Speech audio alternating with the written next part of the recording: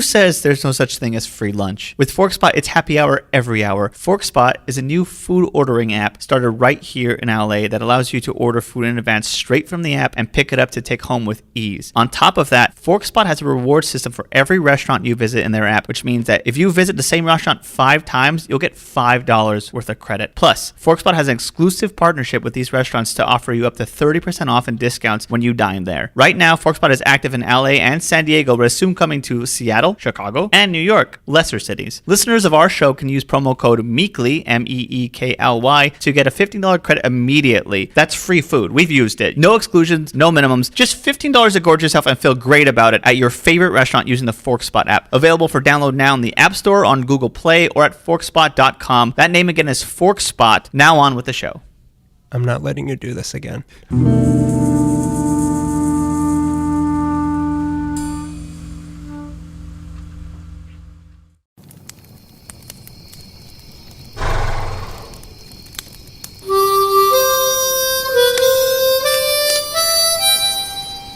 I ever told you youngins the legend of Hal Fishman? Yes. Well, how about the Ballad of Angelyne?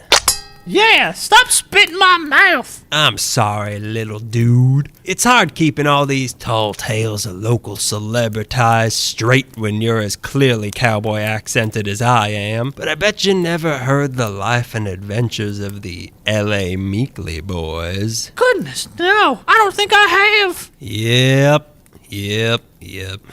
That's a story of good friends, the good book, and a river of virgin blood. Wow, I'm glad my mom and pa keep making you babysit me. Yeah, those boys were loved by the whole city. They couldn't drive down the street without getting honked at by fans hollering at them to use their turn signal and learn how to drive. They must have been mighty popular.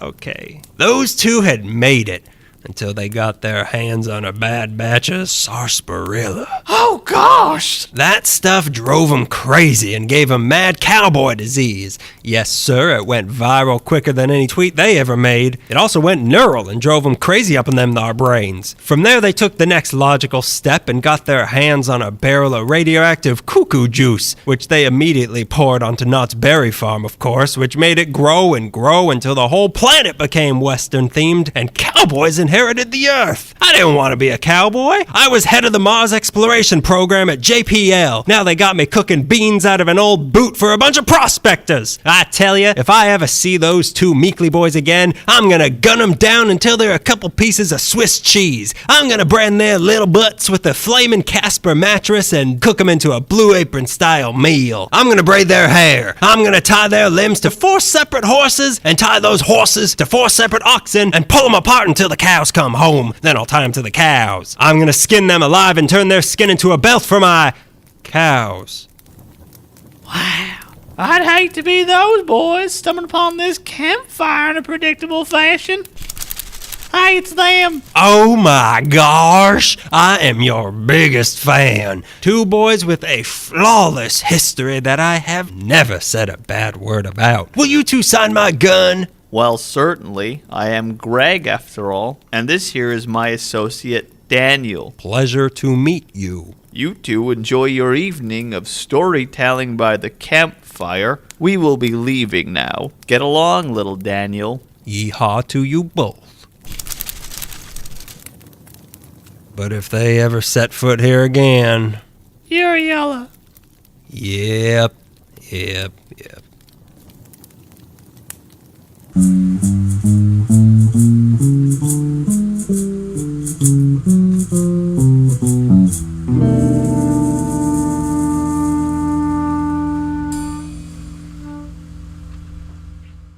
63! We're almost at 69! The 6th sexiest number, 63! That's when you have something stuck in your stomach and you're lurched on the bed and your partner is completely unaware of what's happening because you're scared to wake her up. She's like, I gotta take it to ER again because I could be dead from that kidney stone. Oh, yeah. The kidney stone that I thought I caused by feeding you a hot dog. That was my appendicitis. Oh, but you somehow also caused my kidney stone. Keep having this coffee and beer. Don't have water. No water, no vegetables. Just bread and meat meat. It's my diet. I'm a Viking. I'm a young, frumpy, balding Viking. I'm a Viking without the hair, the prowess. What? The ships. What's the last thing you said? Ships. So hello. Hi. Hello, Meeklings. We're going to start that? We already started it. Oh, We're- shoot. Oh, shoot. I forgot to register the trademark. To the patent office. Joe Rogan beat us to it. Meeklings, it's a tough thing. You don't work out. You don't get it. Speaking of beer and hot dogs, welcome to Why? Joe Rogan's life. Welcome said- to episode 63 of Helly Meekly. As we said, it's the sixth sexiest number, and there's things in Greg's stomach and all that. What do we normally do before we get into the listener question? No. We talk about a thing of the month. We did a thing in the past Don't month. point at me. You do that a lot, and it's rude. And I learned manners as Prove a it. kid. Prove it. Prove that it's rude. Prove that what I'm doing right now is rude, you idiot.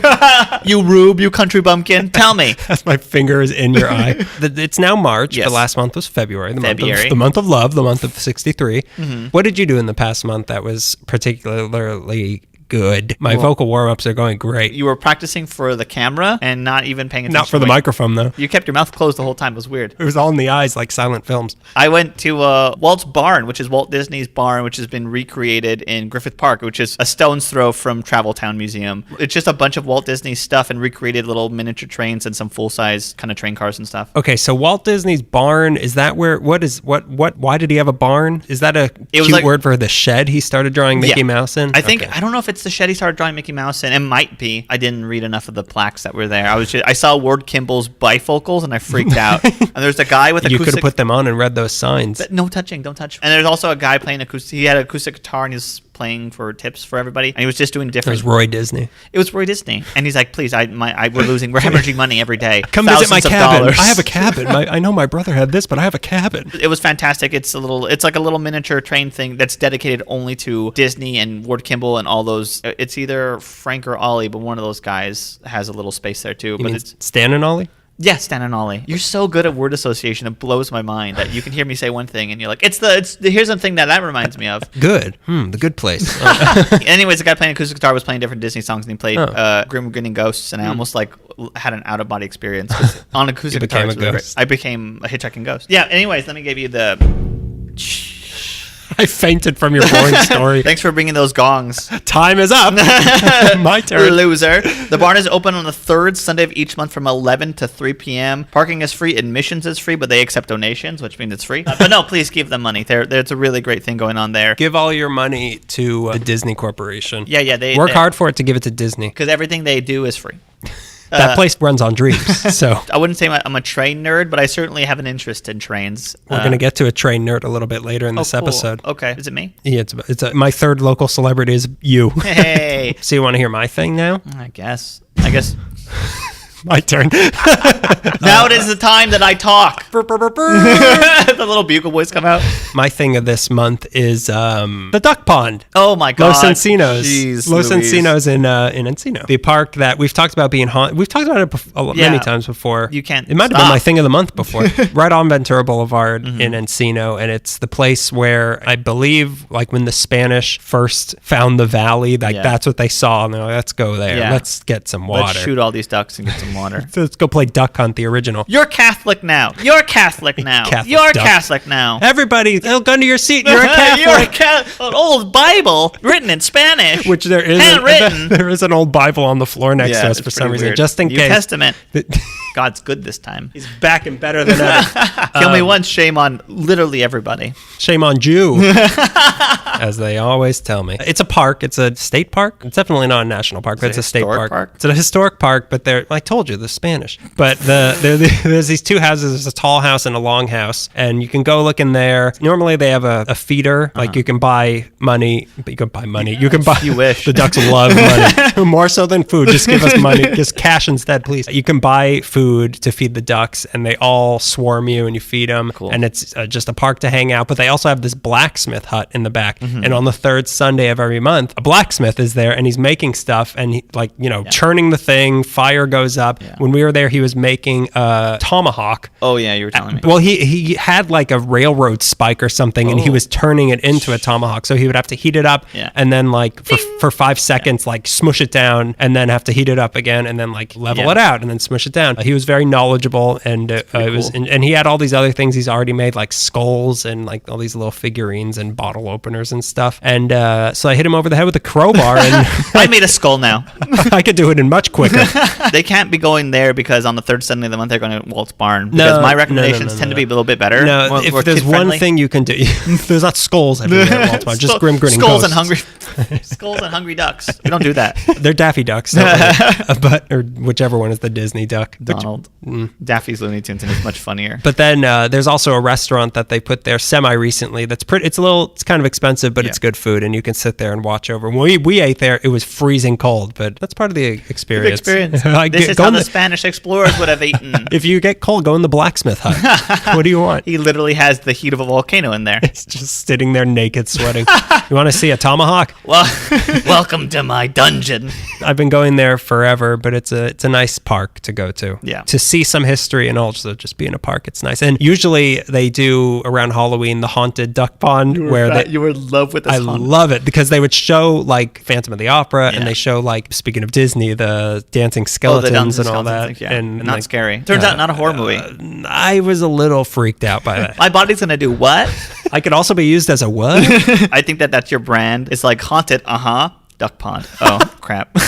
Murderous, yes. Blacksmith. But that is the thing. That place is supposedly haunted. Yeah. There's a room, one of the rooms in the longhouse, people have like felt stuff. And then in the tall house, people have seen like little kids in the upper windows. And supposedly there was a murder in the blacksmith hut also. But another time, more importantly, I was once there when they had a sheep herding demonstration. And there were all these sheep and a dog running around them. It was great. I bet you love that. Oh, Greg. The only thing that would have made it better if they were haunted sheep. I'm going to pitch at you a new show. It's comedians in cars chasing cold spots. Jerry Seinfeld. Oh, my God. Because that's kind of scary. Anyway. Scary as Seinfeld. Is that what you're looking for? That's what I was thinking. I forgot you could do it to their first name. So that was last month. Let's get into this month. We have a listener question from a new listener. One of our first listeners. Well, Wow. I may just be a little cowboy, but this one is from @Ada G. Ruiz on Instagram. You might remember her from the field trip episode to the Peterson Museum, and you might remember her from Greg's Life. How did you two meet? That's not you and Ada. Oh, that's how we met. Yeah. we answered the question. You and me, how'd we meet? Tell me. Right now. Look at me in the eyes and tell me. We were taking Don't look at your notes. Do you remember what year before we get into it? Well, I graduated from high school in 1847. You're ghosts. I'm a haunted duck. I graduated high school in 2006. So it was 2007. Yeah, I think it was. Because I fled the United States in 2008. I think it was 2 years into college for me when I met you. 2006, 2007. It was my first year of college. I think it was, yeah. Yeah, at CSUN. Second semester, first year. Right. And it was a screenwriting class, an introduction to screenwriting class. We got paired up there was a group of 4 and we got into the same group. Right. And I didn't like you because you showed your short film, which was pretty good, but I still was like, we're going to do this instead of me learning how to write Toxic Avenger or whatever I wanted to do. I know. What was I thinking? Action did it. Right. And then you're like, well, I'll do that too. Yeah. And then I'm sure you realized a mistake. My big That's fear. what separated me from action. My big fear was that there was going to be a pattern of it, and I didn't have one, and I was already getting mad for no reason. Yeah. At the same time, why would I think I had so much confidence? You had a lot of then. confidence. Yeah, I had you more were a confidence. film student. They have misplaced confidence. Now I'm a graduated film student. They have no confidence. Nothing scraping the bottom. But anyway, you wrote this is a tale as old as time. Mm-hmm. You wrote a script called Bonnie and Clyde Meet the Wolfman, and I thought the concept of it was so funny that I chased you down after class. You didn't chase me down after class. Well, we did talk after class, but the first time we started getting along was we had to write notes on each other's scripts, and then we met each other when we were passing for other classes in the same hall. And you're like, "Oh, I have your thing." I'm like, "Oh, I have your thing." And it was like raining. Like I always remember, like it started to come down. I remember a rainbow. I remember the rain stopped. Yeah, no, and you started trading and started laughing, and then I saw you at class. I'm like, oh, that guy's pretty funny, and then it just and then snowballed. It turned into we would take notes watching 30 Rock, and then come back to school the next day and compare notes on what we thought was funny. So funny. Yeah, and I don't even know how it blossomed. I would follow you around everywhere. We would follow each other around everywhere because we had there was a third person in our party named Action, and he was our mutual friend, and then we just started hanging out from there. Right, because I remember he invited me to his house, and I went, and you were there, and it was like Darth Vader being in the in the dining hall. I tried to shoot you immediately. Please take a seat. You don't have to shoot me anymore. You don't have to go home, but you can't shoot me here.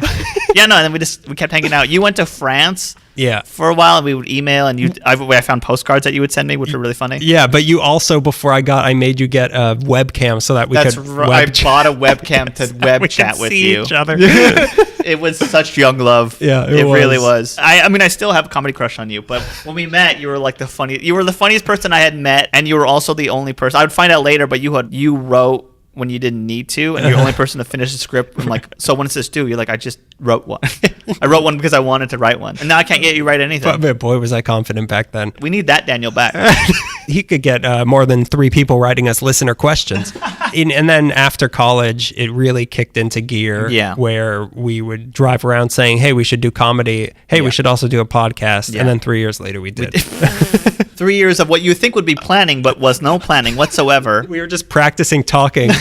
And then a month of just like, we're going to do it. And then 5 years of why did we do that? Why have we started this? Why did we ever do comedy? Yeah. Why did I go to college? Why did I go to college? Like, I think honestly, the only things I got out of it was me. I met you. I read a couple good books, and I like learned how to read a book. That was all I got for all that money. And then I got my master's in library science. I'm like, why did I do that? That's why I made those shirts for you that said I went to college and all I got was Daniel. I'd like to write Daniel Day-Lewis at the end of that. Like all I got was my left foot. Yeah, so that's how we met. That's the origin story, which we've told on other podcasts and in other interviews. Yeah, Cindy Arvina's podcast from Brouhaha, she had a podcast called You Do What, and we went on that to talk about boy time. So we talk about... This is the only podcast that matters. So this is the definitive telling of the story. Any other version you're hearing, like that New Testament on the floor? Yeah. Not real. No. This is we're rebooting the franchise. Everything else isn't canon anymore. This time we're Puerto Rican. Anyway, let's get to what we're going to be. By the way, send us more questions. Oh yeah, we need more questions. We need more questions to answer. We can't keep asking. We can't keep answering. We can't keep answering Emilio Aranga's questions. Yeah. And Joanna Linkhorst's questions. Or Brian Cox's questions. And Ada G. Ruiz's questions. Yeah, we could do a few more, but we really like everybody that name we just said. So please keep sending more questions. Please do, but also bottom list though. Let it be known. Shuffle to the back. Yours are made of lead. Anybody listening, if you have any sort of question about us, about the show, about LA, anything, we'll answer the question. Send us to us on Instagram at LA_. If we get a bunch, or Twitter or email. If we get a bunch, we could do a whole 2 at a time, which I would love to do. Or we could just do a whole episode.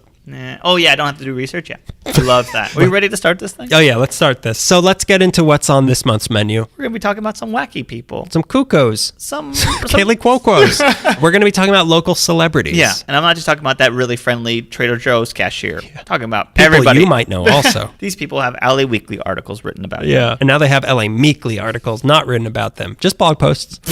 Just pictures on Instagram. Pictures on Instagram with quotes that don't have nothing to do with them on them. It's right on their forehead. That's where I like to put it. So I was pretty excited about this because I had a list in my head. You beat me to Angelyne, obviously, but I had a list in my head of people, and as I was going through it, I'm like, okay, it turns out that's not a local celebrity. It's just a crazy person. Oh, that's a cult leader. Oh, this is that. But then I stumbled upon somebody that I've been wanting to talk about for a long time, and I didn't know where he would fit in. And fit in. Well, the thing is, you say, oh, I can't do that person. He's just a crazy person. As I was saying, most of these people I'm finding out, like, these are all crazy people. They're not right. That boy ain't right.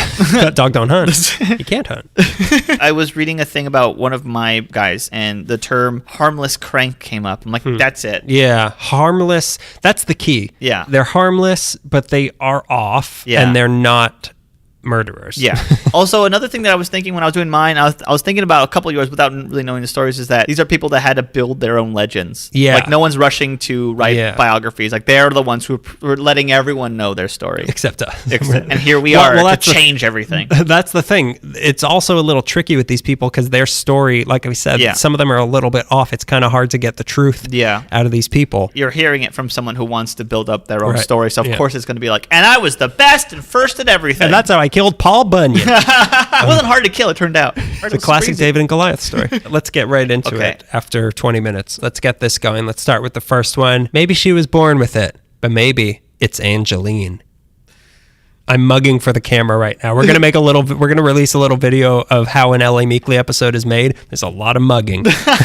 I've stabbed a lot of people. Okay, do that again. I'll give you a reaction. No, I'm going to leave that in. Wow, You want to give me a reaction? Wow! We can also cut that out. I'm so excited to hear about Angelyne because I didn't read the article when it came out, the big one about her, because I knew we were going to do an episode. And I didn't want to ruin it. I know. That's a big part of this, of our lives now, is like, ooh, this sounds like a juicy story, but we're going to do an episode. I don't want to do double research. So being a local celebrity, like I said, it means that you're just crazy enough for people to notice you, but not crazy enough for a lot of people to notice you. It's the sweet spot. You're a brush fire. Yeah, you're a brush fire on the side of the freeway.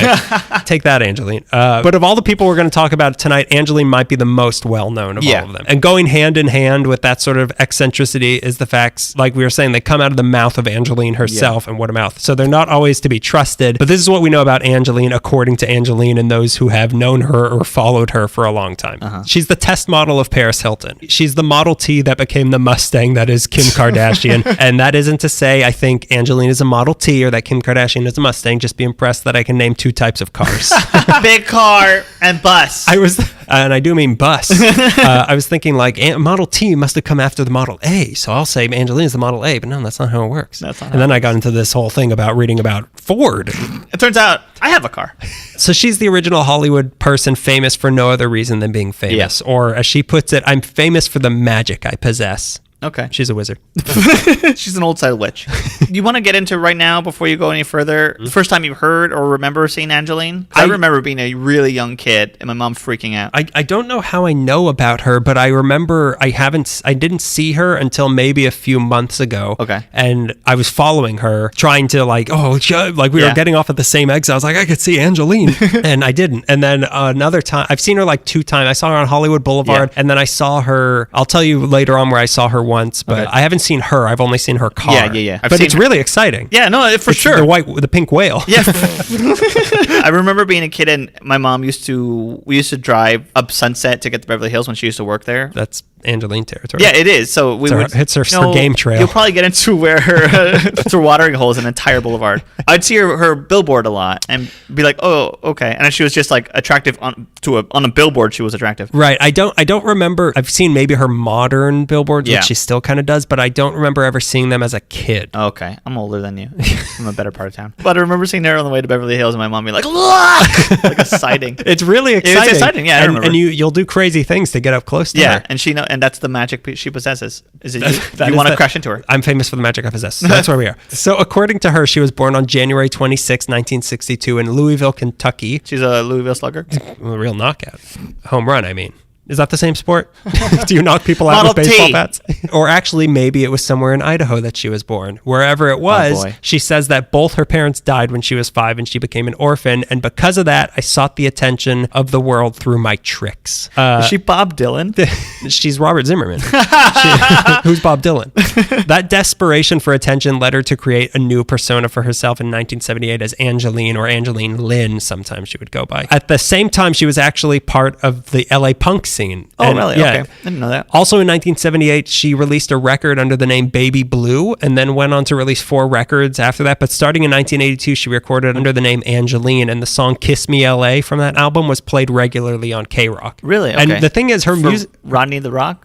What is his name? What is his real name? Rodney Bingenheimer? The one that we saw in the car once. Yeah, oh my God. Are you Angelyne?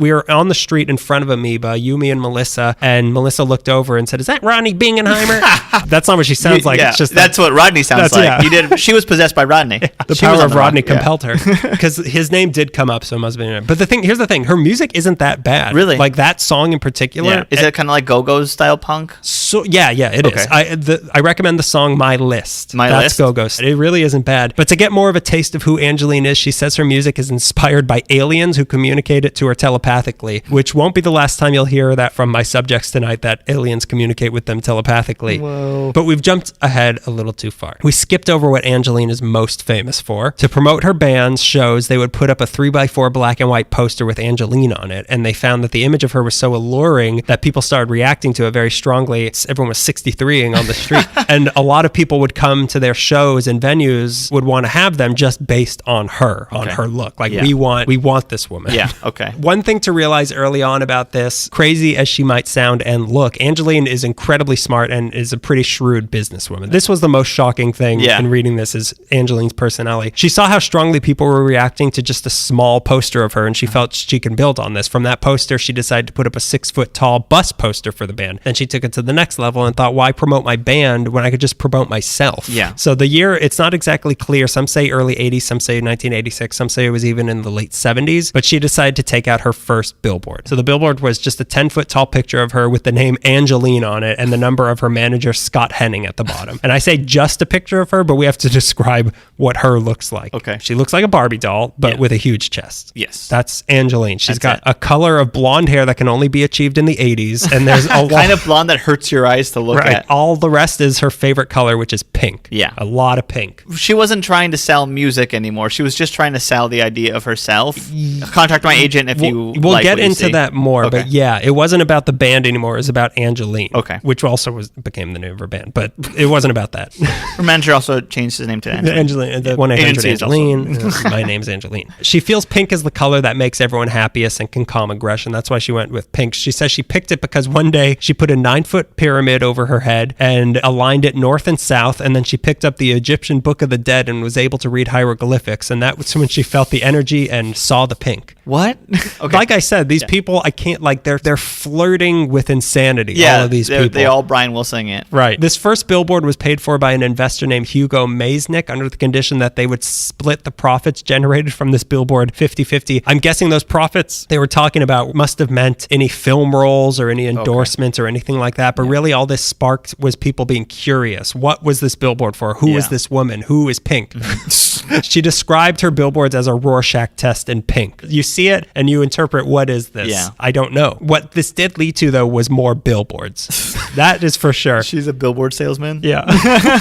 Angelyne's bill. I keep calling her pink. She's not pink. She's just likes the color pink. More billboards, this time bigger billboards, different poses. Some showed her full body. Some showed just her face. Some showed her half naked on a couch. Some showed her posing on a car. Some was just her chest. Oh, God, I'm getting all... 63. Suddenly, I got to lie down. The billboards, they were all over LA. In her prime, she had around 200 billboards up around town. She said, you kind of get to be a billboard junkie. Another one, bigger. She briefly had some billboards up in New York, Germany, and England, but she was really only known in LA, and she crowned herself the Billboard Queen. I'll bow to that. Rami Malek is playing the Billboard Queen. The Oscars were announced. Yeah. I was at the Oscars. I forgot to mention. That joke won't age well. No, I think people will remember Bohemian Rhapsody. In 9 years, when we're at the Oscars, and they're like... They're going to unearth this. We can't have them as hosts. Let's tweet it, and then it'll come back to us. But nobody ever listens to this podcast, so we're safe. If all those people said those things on this podcast, like we'd invited them, Bryan Singer, Harvey Weinstein, Kevin Hart, come on this podcast and say your dirty things. No one will hear it. So she's the Billboard Queen. That was one front and sometimes rear of her publicity. The second was her car. That's the other thing she's known for. You, like we were talking about, you could and can still find Angelyne driving around LA on most any given day in a bright pink Corvette with the license plate Angelyne. At the Coffee Bean on Hillhurst, you'll see her a lot. That's where she meets people. Because we'll get into it. Okay. Like you can have encounters with her. That's where she meets them. Oh, so wow. that's why she's there all the time. Go ahead. So why a Corvette? Here's what she said. Barbie had one, and that was the American dream. So I can't argue with that. Yeah, she's not wrong. Those are scientific facts. That's American history, and we all know it. So she drives around 100 miles a day munching on jelly beans, and she gets a new Corvette every 75... What? She Ronald Reagan. I was thinking, she embodies the 80s. She gets a new Corvette every 75 to 83,000 miles and puts the old ones up for sale. Right now, she's on her 9th or 10th one. She buys them at Community Chevrolet in Burbank and gets them specially painted at a place in North Hollywood. Wow. I dug deep on her. Each car has been a slightly different shade of pink, which is my favorite Procol Harum song. One place she says she likes to stop to go to the bathroom in an emergency is Jerry's Deli, where I once almost crossed over 3 lanes of traffic to go see her when I saw her car parked. I'm going to burst. What the Angelyne? What the hell are you doing on here, Angelyne? You got to go to the bathroom? As I cut her off to go to the bathroom. Will you please sign my pastrami? I saw her car parked at Jerry's Deli once. Now I know what she was doing at Jerry's Deli. And it's Greg. Pink poop. It's a different shade every time. Depending on the jelly bean she eats. It's a different shade every time. But if this is all publicity to generate publicity for herself, how is she making the money to pay for all of this? You can't just be famous and have money from that. Yeah. Like there needs to be something. There are rumors that she had a rich sugar daddy from Turkey, or maybe an Arab sheik was her sugar daddy. But in reality, she did get into a few movies in tiny roles. She was in Earth Girls Are Easy. Later on, she wasn't she? for like 4 seconds. I think they said like she's been in this many movies. The combined screen time is like 80 seconds. Oh my God. And later on was in the music video for We Are All Made of Stars with Moby. Yeah, I remember that. She even wrote her own screenplay called The Bra That Ate LA. I'd chase her down to tell her I like that. That is yet to be made, but her billboards have been in way more movies than she has, clocking in at over 35 movies with just her billboards in it. That's funny. Her real money comes from hawking her own merchandise, though, and selling the experience of being with Angelyne, like I said. People swarm her wherever she goes for pictures, which is why she'll charge you $25 for one of you with her in her famous flamingo pose, which is her legs up, very short skirt. How much did she charge for that? Kind of makes me 63. $25 for a picture. But here's the 25 one. She does the pose, but she has a fan that's actually just styrofoam shaped like a fan and painted pink. She has it over most of her face. So that's $25. If you want a full-faced Angelyne, that's going to cost you $350 Wow. for a picture. Plus, she gets final approval on all photos, and you have to delete the ones she doesn't like. Oh. I mean, she's making money from this. Yeah, she's making money, but also that's like mom behavior. But You're right. But keep in mind, she's like a 70-year-old woman at this point. She's allowed to act like a mom. Yeah. After that, she'll most likely lead you to her car, where she'll pop the trunk open to show you all the bodies. She'll reveal a cachet of Angelyne hats, shirts, necklaces, posters, postcards, autographed bras, and underwear. Most all of it is pink, and you're gonna have to buy something from her. Man. She also has a fan club that she claims has a few tens of thousands of members that are charged $20 a year to join. She briefly had a magazine called Hot Pink with an exclamation point for the I. And now we are talking about pink. Also not grammatically correct, but okay, I'll let that slide. How about just an upside down Spanish exclamation point? How can we just do that instead? I feel more comfortable. So she started that in 2005. I don't think it's still around though. She also sells her paintings she's made, which are mostly nudes of herself or her with skulls and skeletons behind them. She also is up to hire to appear at your private event, like how David Fincher hired her to come to his birthday party. Really? Her very likeness, she's willing to license out to you for $10,000 a use. So this is how she's making money. If you're wondering this is how the Corvettes are made. All of this was managed through her company Angelyne Inc., which was located where the W Hotel now is in Hollywood until 1988, when it had its corporate status suspended. So she's definitely a shill, but she's not a shill like Kim Kardashian is for all sorts of different companies. Angelyne refuses to sell out to anybody, so she's just a shill for herself. That's punk credo. That's why she has to charge everyone for everything you want to do with her. It's a pretty crafty career she's made for herself, a career she says she gets advice for by speaking through a medium with Marilyn Monroe. Her manager is Marilyn Monroe. The pinnacle of her self-promotion came in 2003 when every single person you've ever seen in a movie or on TV ran for governor of California, Angelyne included. Wow, I don't remember that. I do remember that, so I must have known about her then. Okay. She's Gary Coleman, right? Oh my God, he did do that, didn't he? Yeah, he did. Hey, a lot of people did. I voted for him. He had some pretty good ideas. Her campaign slogan was, "We've had gray, we've had brown, now it's time for some blonde and pink." That's funny. Would have been weird if she had become governor, right? Good thing the normal choice of Arnold Schwarzenegger won 80s instead. action star. I know. Is it any weirder that he was the actor? She tried her hand at politics again in 2008 when mayor of Hollywood Johnny Grant died and the position was newly vacant. Her platform statement said, "It's important for me to be in this position. Me, Angelyne, because I'm so much a part of Hollywood. It just needs to be me. That's it. There's nothing else to say." Boom. You know, she makes a very nuanced argument there. She does speak of boom. California does need a boom right now. So she came in 28th out of 135 in that race. She's getting up there in years nowadays, so she's had quite a lot of plastic surgery, which she's very open about. She calls her plastic surgeon her artistic collaborator. His name's George Semmel, and he's the same guy who made Elizabeth Taylor and Zsa Zsa Gabor. Oh, okay. Zsa. Zsa. You're not even a fan of Green Acres. I just watched The Lion King. Is there a character named Zaza? Isn't like a bird? The hyena. Oh, yeah, no, the bird. The bird named Zaza. Zsa Zsa Gabor is not a person. Zsa Zsa Gabor is a person. There's a lot of raffles around town to win a ride in her car with her that you could win pretty easily. Just be ready to shell out a lot of cash. Yeah. I almost entered one, but then I looked in the box and saw there was no one else in it, and I knew I would win, and I was too afraid. My good friends did that. Yeah. Or you could just email her at angelinebillboardqueen@gmail.com. I want to give you money. It's $40 an email. She lived in Malibu up until 2010, but now she seems to live in Thousand Oaks. But she's still pretty private about her personal life. And like I said, her backstory is kind of murky, which has led to there being a lot of rumors about her. Things like she ran a prostitution ring, or that she got all her money because a rich guy died and gave it to her as long as she used it to make billboards of herself, or that she's actually a man, or that she had an affair with some rich guy whose wife found out and paid a homeless guy to set her Corvette on fire, or also that she dated Charlie Sheen and she dated Madonna. So nobody knew the truth except Angelyne. But then this is the article you didn't want to read. In 2017, a story was printed in The Hollywood Reporter about a guy who claimed to have pieced together Angelyne's true identity through public records. Wow. In reality, Angelyne was born Ronia, aka Renee Tamar Goldberg, on October 2nd, 1950. Her parents, Hendrik and Brunia, were Holocaust survivors. They were in the Chmielnik ghetto and were among the 500 survivors of the 13,000 Jewish people that lived there. Her parents were married at the Foreign Wall Displaced Persons Camp in Germany, which is where Renee was born, much like my dad. Oh, wow, really? Not that displaced persons camp, but my dad's Angelyne. In a roundabout way. What I'm trying to say is, it turns out she is a man. And what a man. She's my daddy. Angelyne's my daddy, my brother. Yeah, her family was eventually relocated back to Poland, who was still very much in the Nazi spirit, and Jews were not welcome. So the family moved to Israel, where they joined an ultra-Orthodox community until 1959, when they got on a boat to New York and then moved west to the Fairfax Jewish community in Los Angeles. Could move. A tale as old as time. Yeah. I miss the ghetto. I miss the welcoming arms of Poland. Her dad became a mechanic and her mom died of cancer in 1965, but her dad remarried and moved the family to Panorama City to run a liquor store in Van Nuys. Even more shocking than all of this, she was born a redhead. Oh. She's not blonde. What?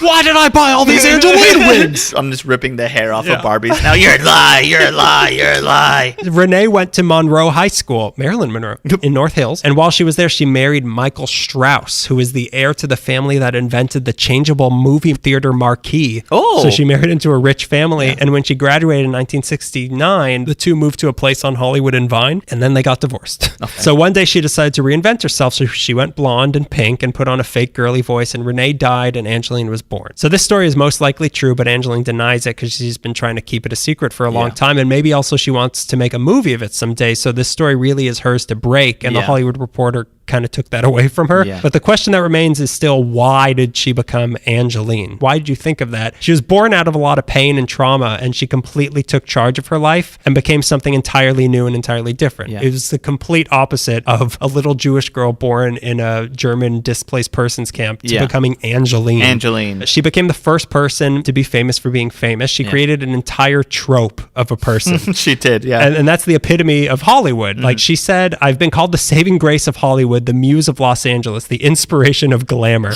which settled down Angelyne, but it's also kind of true. Yeah. She's not wrong. And on top of that, she did all of this herself. She made her own career. She didn't rely on a rich guy or some other creep. She said she doesn't need men. I can get men to do anything I want. You never have to compromise yourself to get somewhere. And people... I can get men to buy anything out of my trunk. I could get men to buy my smelly old underwear for $4,000. You never have to compromise yourself to get somewhere. And people should always remember there are alternatives. Also, if you don't succeed at one game, go into another. And why the billboards and the pink and the cars? I can do anything.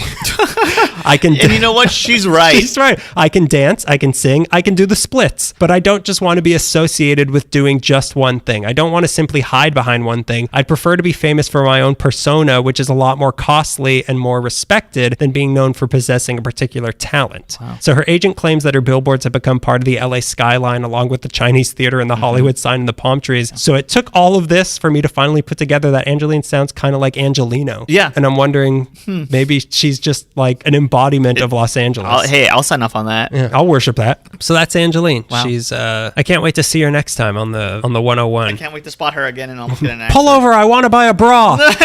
What size am I? So let's get to your first person, Greg. Who is it? Tell us. We want to know. So you told the story of Angelyne, and this perfectly complements it. This story is going to be called Get Famous or Get Famous Trying. Boo. It's the old idea of a bus stopping at Hollywood and Highland, and a young person drags a suitcase full of all of their belongings off. And Lon Chaney Jr. says, I can make you into a monster. They've just come from a small town. They're here to be a Hollywood movie legend. You know, it happened to Lana Turner, where she was just sitting at the Top Hat Cafe. And if it can happen to Lana Turner, it can happen to me, Elizabeth Short.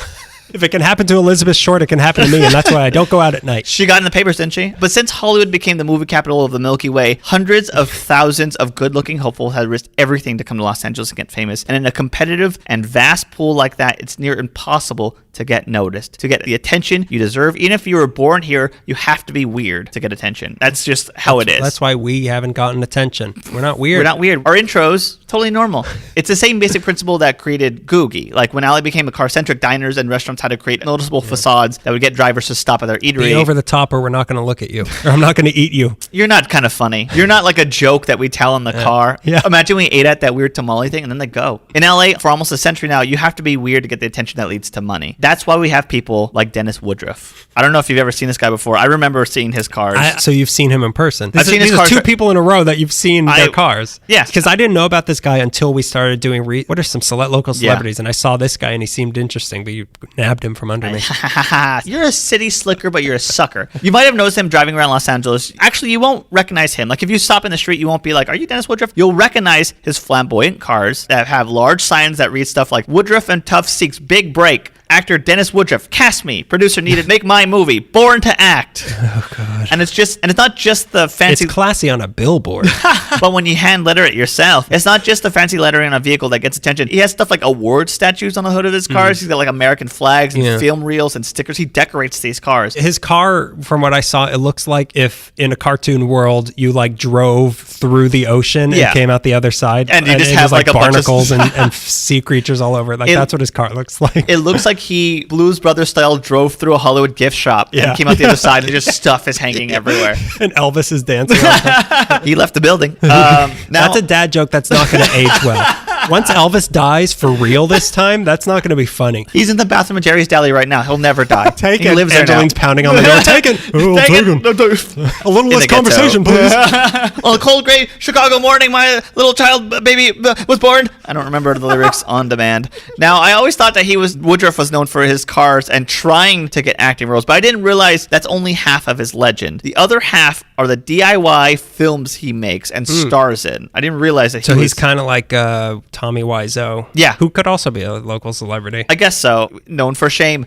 Known for pretending that you did something on purpose. Yeah. Dennis Woodruff and his honest little automobiles are determined to get famous trying. Woodruff's story starts... That's funny now. That should be the title of your thing that you already did. Woodruff's story starts in Huntington Beach, where he was born in 1952. He's a local boy. Huntington Beach? Yeah, I'll take it. I could drive there on 2 freeways. It's a local. But if you allow me to go back, Dennis Woodruff is part of the legacy of Hollywood land. His grandfather was S.H. Woodruff, one of the original real estate developers of the area around Beechwood Canyon known as Hollywood land. Along with people like Harry Chandler and J.H. Whitley, was one of the fathers of Hollywood. That's so weird. It is. That's so weird and also so sad. But it's also so LA that, my grandfather helped build that. Yeah. But my dad was an extra on that movie that you loved. Can you hire me? In 1923, Grandpa Woodruff became the head of the Hollywood land real estate development. That same year, the most famous billboard for advertising real estate in Los Angeles was erected, the Hollywood sign. And as monumental as that sign is as a landmark, let's also remember that it's a gimmick, an adored and revered historical gimmick. And let's all acknowledge that we've all moved past that in society. No more gimmicks for anybody. We've seen them all already. And we have like a dog that runs in circles every time we say like a bad word. Sparky! Every time he barks, we get like $2 on Patreon or something weird. The dog gets the money because he's way more popular. You're the dog from LA Meekly.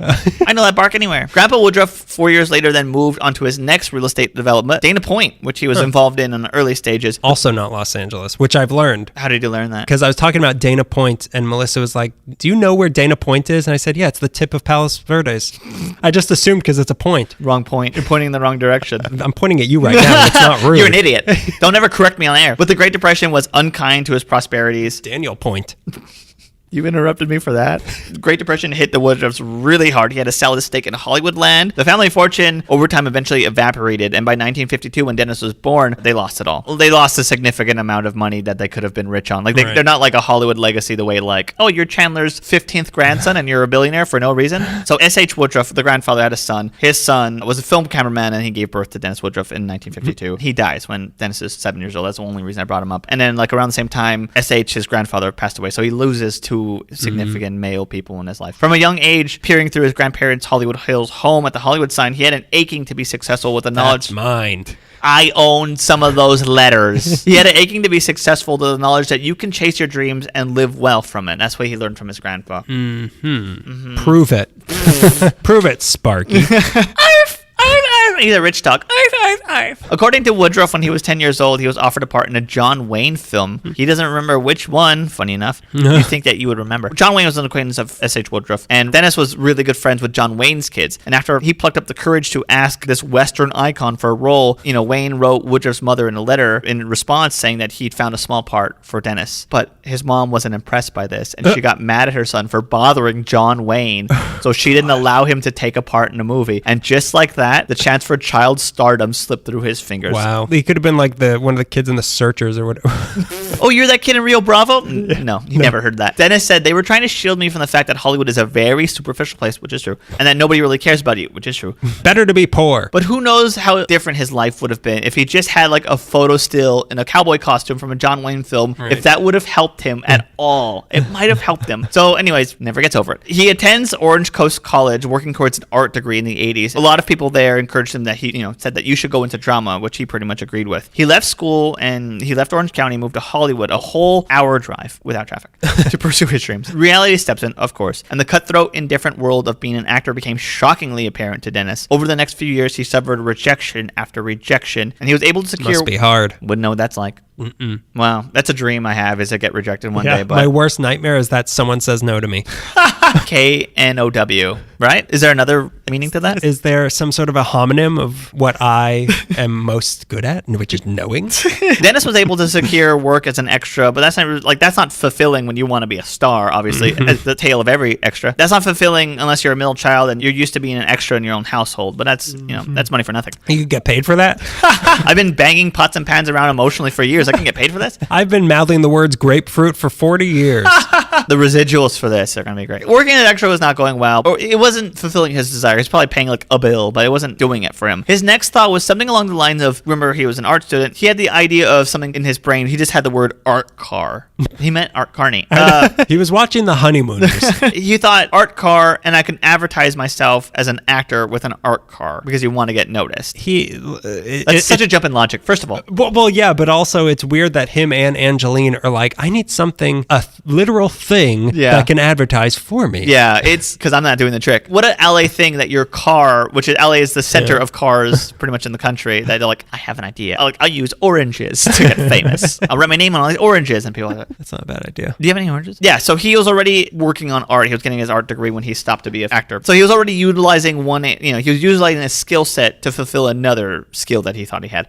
He was utilizing one skill he didn't have to fulfill another skill he doesn't have. He'll never have. So Woodruff, around the idea of art car advertisement, started to come up with the idea of a guerrilla PR campaign. The idea basically of like, that you have to become the water cooler talk, and this car would be the way to do that. Yeah. Like you can have your headshot passed around so many times, but if you're that weird guy with a weird car that everyone, you saw that guy too in traffic, then you might get someone. Who doesn't want to hire the guy with the weird car? What happened in Hollywood's sad. So in the early 80s, he started decorating his car. First, he had a Lincoln Continental as the first car, and he started decorating it with promotional materials. His car became covered with slogans and signs and just a general cap of all the ones that I like. Cast me, no part too small, no part too large. Dennis Woodruff, actor for hire, and he would write his phone number on his car, of course. He referred to it in one reading as his mobile business card. Business car, business. By the way, the number is 323-309-1282. All these people that we're talking about that are still alive, they want you to contact them. We're giving you the contact. Yeah. He's had several different cars through the years. A Lincoln Continental, a 77 Cadillac, a Crown Victoria, a Plymouth Colt. Through the years, his cars have had agents' phone numbers, headshots. One LA Times article said mugshots. I don't know if they mean headshots. He's had bumper stickers, that say Dennis Woodruff on them. Some of his signs through the years have said stuff like "Born to Act" and "I break for auditions" and "Keep me apart." He would hand out flyers and tell people, "I'm the next Tom Cruise. How you doing?" Oh, God. He became a fixture at Fairfax and Sunset and Hollywood and Highland, where he'd park his car and let it get free publicity for him. So he would just park his car, and people were like, "That's that wacky car," and they'd take pictures. You'd see his famous car parked in motel lots where he slept when he couldn't afford a room anywhere. Where he would be doing illicit drugs. He would sleep in his car when he couldn't afford a room. He'd be shaving and showering at the local gym to stay ready for his big role. Other times he'd park his car near or at the Mad Chinese Theater, which was his calling card. Then he would take the bus back to his apartment while he waited for the studios to call. The amount of tickets he probably got. Probably a lot. I mean, you should know. You get tickets in Hollywood all the time. You're funny. I don't get tickets. I get towed. At the That end means of you've made it.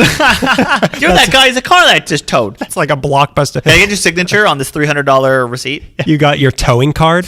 We have your headshot in the police station, and you're not allowed to drive. At the end of the day, his girlfriend would drive him back to his car. By the way, he had to pay $4 to park his car every And he every had a day. girlfriend. And so he lost money doing this gimmick. But his gimmick did sometimes get him the right attention. He did manage to land a few bit parts in TV shows and a few movies. In 1992, he had a small role in a movie called We're Talking Serious Money with Dennis Farina and Fran Drescher, where he played an FBI agent. He was on the Tom Green show apparently a lot. Our old friend Tom Green, another guy that we've... Even closer to us than Rodney Bingenheimer is Tom Green. Who stopped us in the Flappers long hallway. Yeah, You have any questions for me? He didn't... We once had an encounter with Tom Green, and he wanted to talk to us, and I wanted to talk to Tom Green, and then someone else came along and was rude to him and kind of cut Tom Green out of the conversation. From what I remember, he approached us, and we were like... Are you Tom Green or Andy Dick? Either way, I went to Tom Green show when I was on. So did I. Yeah, and then Jackass came on like, oh, this is way better. I hope Tom Green listens. I feel bad if he listens to this. I like Tom Green. I like Tom Green. I have no beef. Freddy Got Fingered is really funny. Daddy, would you like some sausage? Dennis Woodruff was on the episode of Quantum Leap. He had a bunch of small roles in the movie Toys. He was in RoboCop 2, Look Who's Talking Now, Crime. Wait a minute. Which one is Toys? Is that the one? Robin Williams. What's the one I'm thinking of where like the G.I. Joes come to life and are attacking that's people? Small Soldiers. Small Soldiers. That movie scared me. You're a child. Yeah, well, I was. What's that movie that scared me? Indian in the Cupboard? You're scared of Native Americans. Native American in the cupboard. Please. My father is Indian in the Cupboard. I'm 146th Indian in the cupboard. We're making fun of people who claim to be Native American when they rarely are. By that point, and amongst the small roles he was acquiring, the only media people really interested in him were like local TV crews and foreign magazines asking for an interview, but like nothing was coming from. That's where the shift really comes, because it's becoming apparent that what is really becoming famous are his gimmicks, not his talent. And even more specific, what is becoming famous are his cars, not him. People are taking photos with his parked car and not him. That attention worked too, but it wasn't the full dream he saw. The car is going to be in the more movies than you are, like Angelyne. He could have been in the movie Cars. Their cars could have been dating in the movie Cars. Imagine. That would be great. I would watch Cars. If Cars was about two cars in LA, both trying to get movie roles, it would be La La Land, but with cars. Patent pending. Don't put that in the episode. We recorded. Let's email this podcast to ourselves. Your Honor, we recorded a podcast. What date? We don't remember anything. There's no looking back. We're like Bob Dylan, baby. We're like Donovan, baby. To him, all of this was a big fun joke. He thought he knew it was a joke, but he also wanted work. That's the thing with him. It's a fine line because he knows it's a joke and like it's ribbing and it's a gimmick and it's campy, but he also wants to be working from it. Like there's also this desperation for attention. Desperation's the word. Yeah, that's the quintessential word in all of this. That's another thing. Borderline insanity and also like, I'm in on it. Give me money. Yeah, exactly. It's turning desperation on itself, which is just double desperation. It's desperation doing a 63 on itself. Show me. Get on the floor and show me. Show me how desperate you are. Pig. So now it's 1985. He sought to shift the attention from his cars back to him. He was living in a trailer park financially. So the car drives him. In Woodruff's Hollywood, car drives you.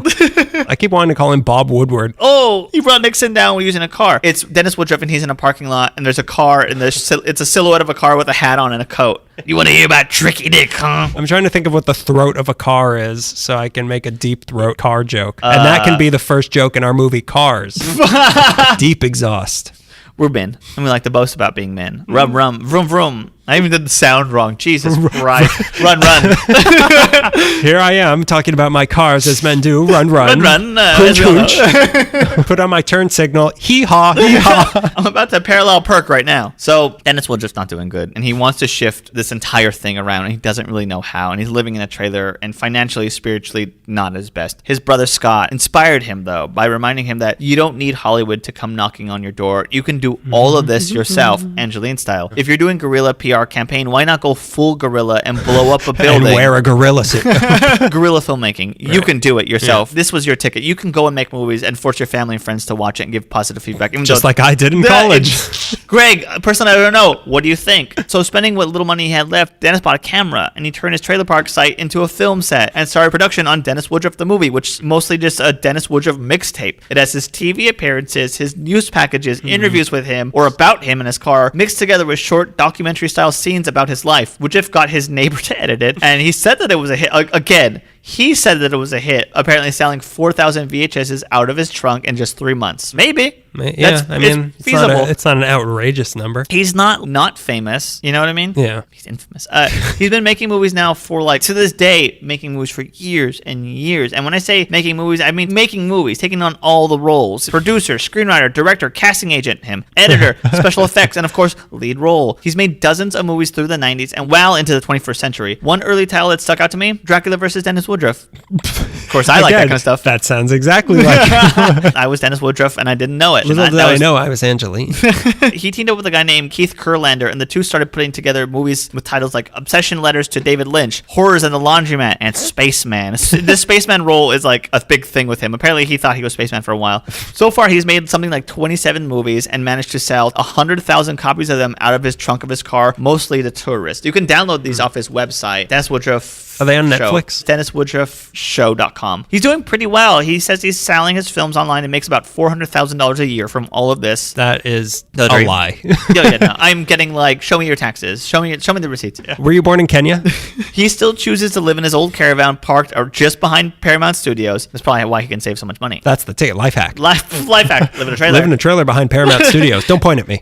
Life hack too. Don't point at me. Dennis said the key to his success was hard work and determination. This is a quote from him. Hard work pays off if you stick to it. I have been at my career for more than 20 years and the rewards have now started pouring in. Prosperity is a good thing because it brings more. I probably have everything I've ever wanted in my life, even more. In fact, I have too much. A whole street with no street cleaning.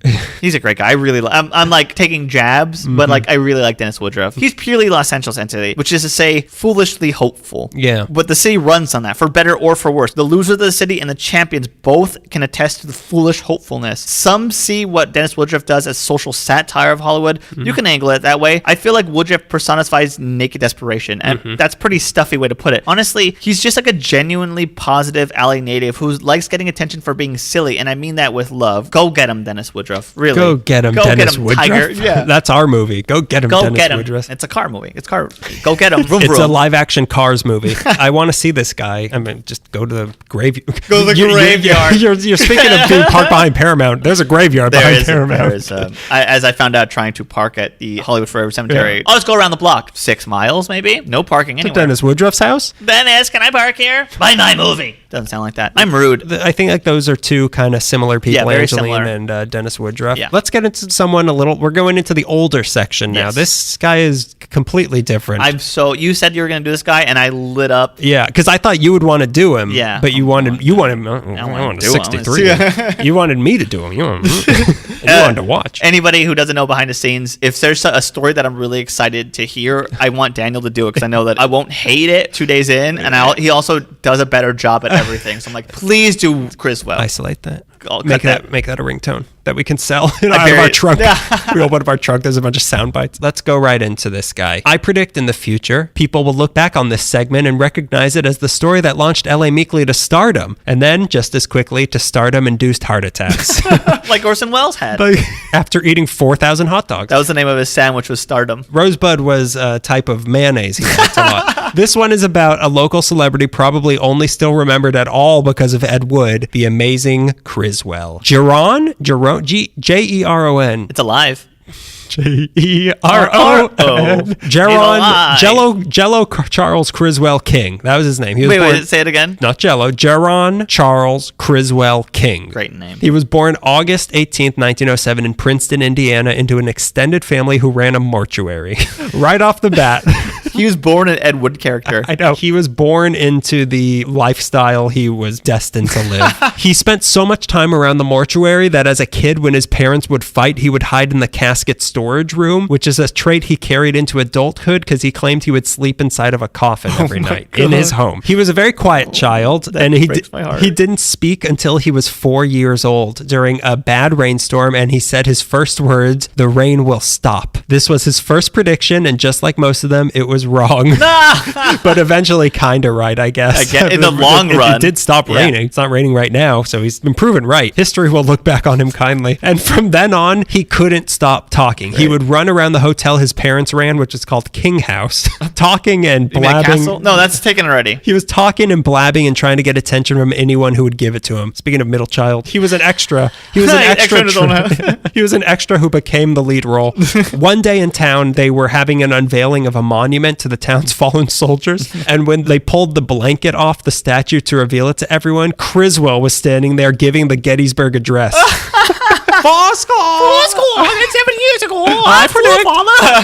When he got to high school, his uncle gave him a job writing for his newspaper, the Daily Democrat, where he got paid 25 cents to write a column. But what would he write about? Well, since he was little, he would get these hunches about things that would happen. And as he got older, he started to realize that the Daily Plaza. Go ahead. It's very weird that you say that. What? We're going to get to that. As he got older, he started to realize that a lot of these hunches would actually happen, and he started getting more accurate at them. So he started keeping a private tally of his predictions, and eventually he had enough go right that he felt comfortable. He felt pumpernickel about it. He felt comfortable going public with his predictions. Wow, okay. So he decided to write predictions in the newspaper in a column called Criswell Predicts, an accurate glimpse of the future. Factually accurate, objectively true. Words you can bet by. He had a sports almanac. Little did we know, his real name was Biff. Biffwell, the amazing Biffwell. Some of the early predictions from these columns were pretty benign, such as, I predict that the good people of Canada can expect stormy weather. But some were a little more forward-looking, like that people will start carrying the cremated remains of their loved ones in glass earrings and rings, and like you would wear them, like fashion. Like I'm wearing right now. He was right. Oh my God. Grandpa. But he also managed to predict that Russia and China will attempt to take over Asia in the name of communism. Whoa. So he was kind of, that's the thing. But my favorite of these early predictions, I predict all dog owners will face a personal battle with their beloved dog. On a daily basis, really. 9 out of every 10 dogs feel they are being discriminated against and are classed as second-class citizens under the pedigree system. And therein lies the pattern with Criswell for his whole career. Something mundane that's inevitable, something interesting about the future, something that actually comes true, and then something about dogs running for Congress. That was his style. 1 out of every 4 is kind of right. He's just like a vessel for a higher truth. Like he can't a higher truth that's lying. So after high school, he studied music at the University of Cincinnati, and after college was a teacher for a year in Jersey City. But after that, he came back to his hometown to work at the morgue and write predictions in his uncle's newspaper. So eventually, weird small town life wasn't enough for him, so he moved to New York City to become an actor, where he got the role of Dorian Gray in The Life and Loves of Dorian Gray, which ran on Broadway in 1936 for a month. Then the Depression hit, and they had to, World War I, they had to turn Dorian Gray into bullets. Everyone's eating socks. They had to eat the stages. There was no room for Broadway. You heard of treading the boards. How about salting the boards? He then toured with the play, but once it came to LA, he decided to just stay here, where he met an old speakeasy dancer named Myrtle Stonecipher. What was her real name, though? Well, her stage name is Halo Meadows, and she had a poodle named Buttercup, and he decided to marry her. What happened between then and the year 1953, I don't know, but that year, 1953, he started doing local ads on KLAC for some snake oil pills called Criswell Family Vitamins. Snake oil? But just, these vitamins will make you take these pills and you'll be doing the 63.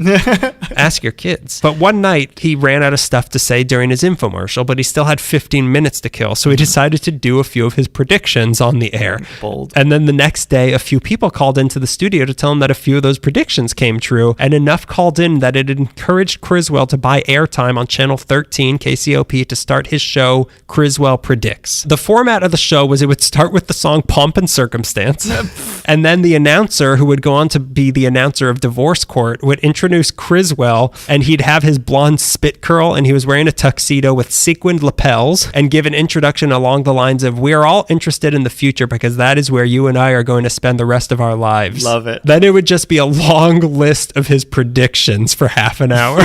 Things like how someday we'll all drive cars with swimming pools in them, and that one day the world will tilt off its axis, and when you pour a cup of coffee or glass of water, the rim will not level. Telephone coin boxes and vending machines will refuse to work. Jukeboxes will be mute, and then will come the time when garbage cans roll across the street for no apparent reason.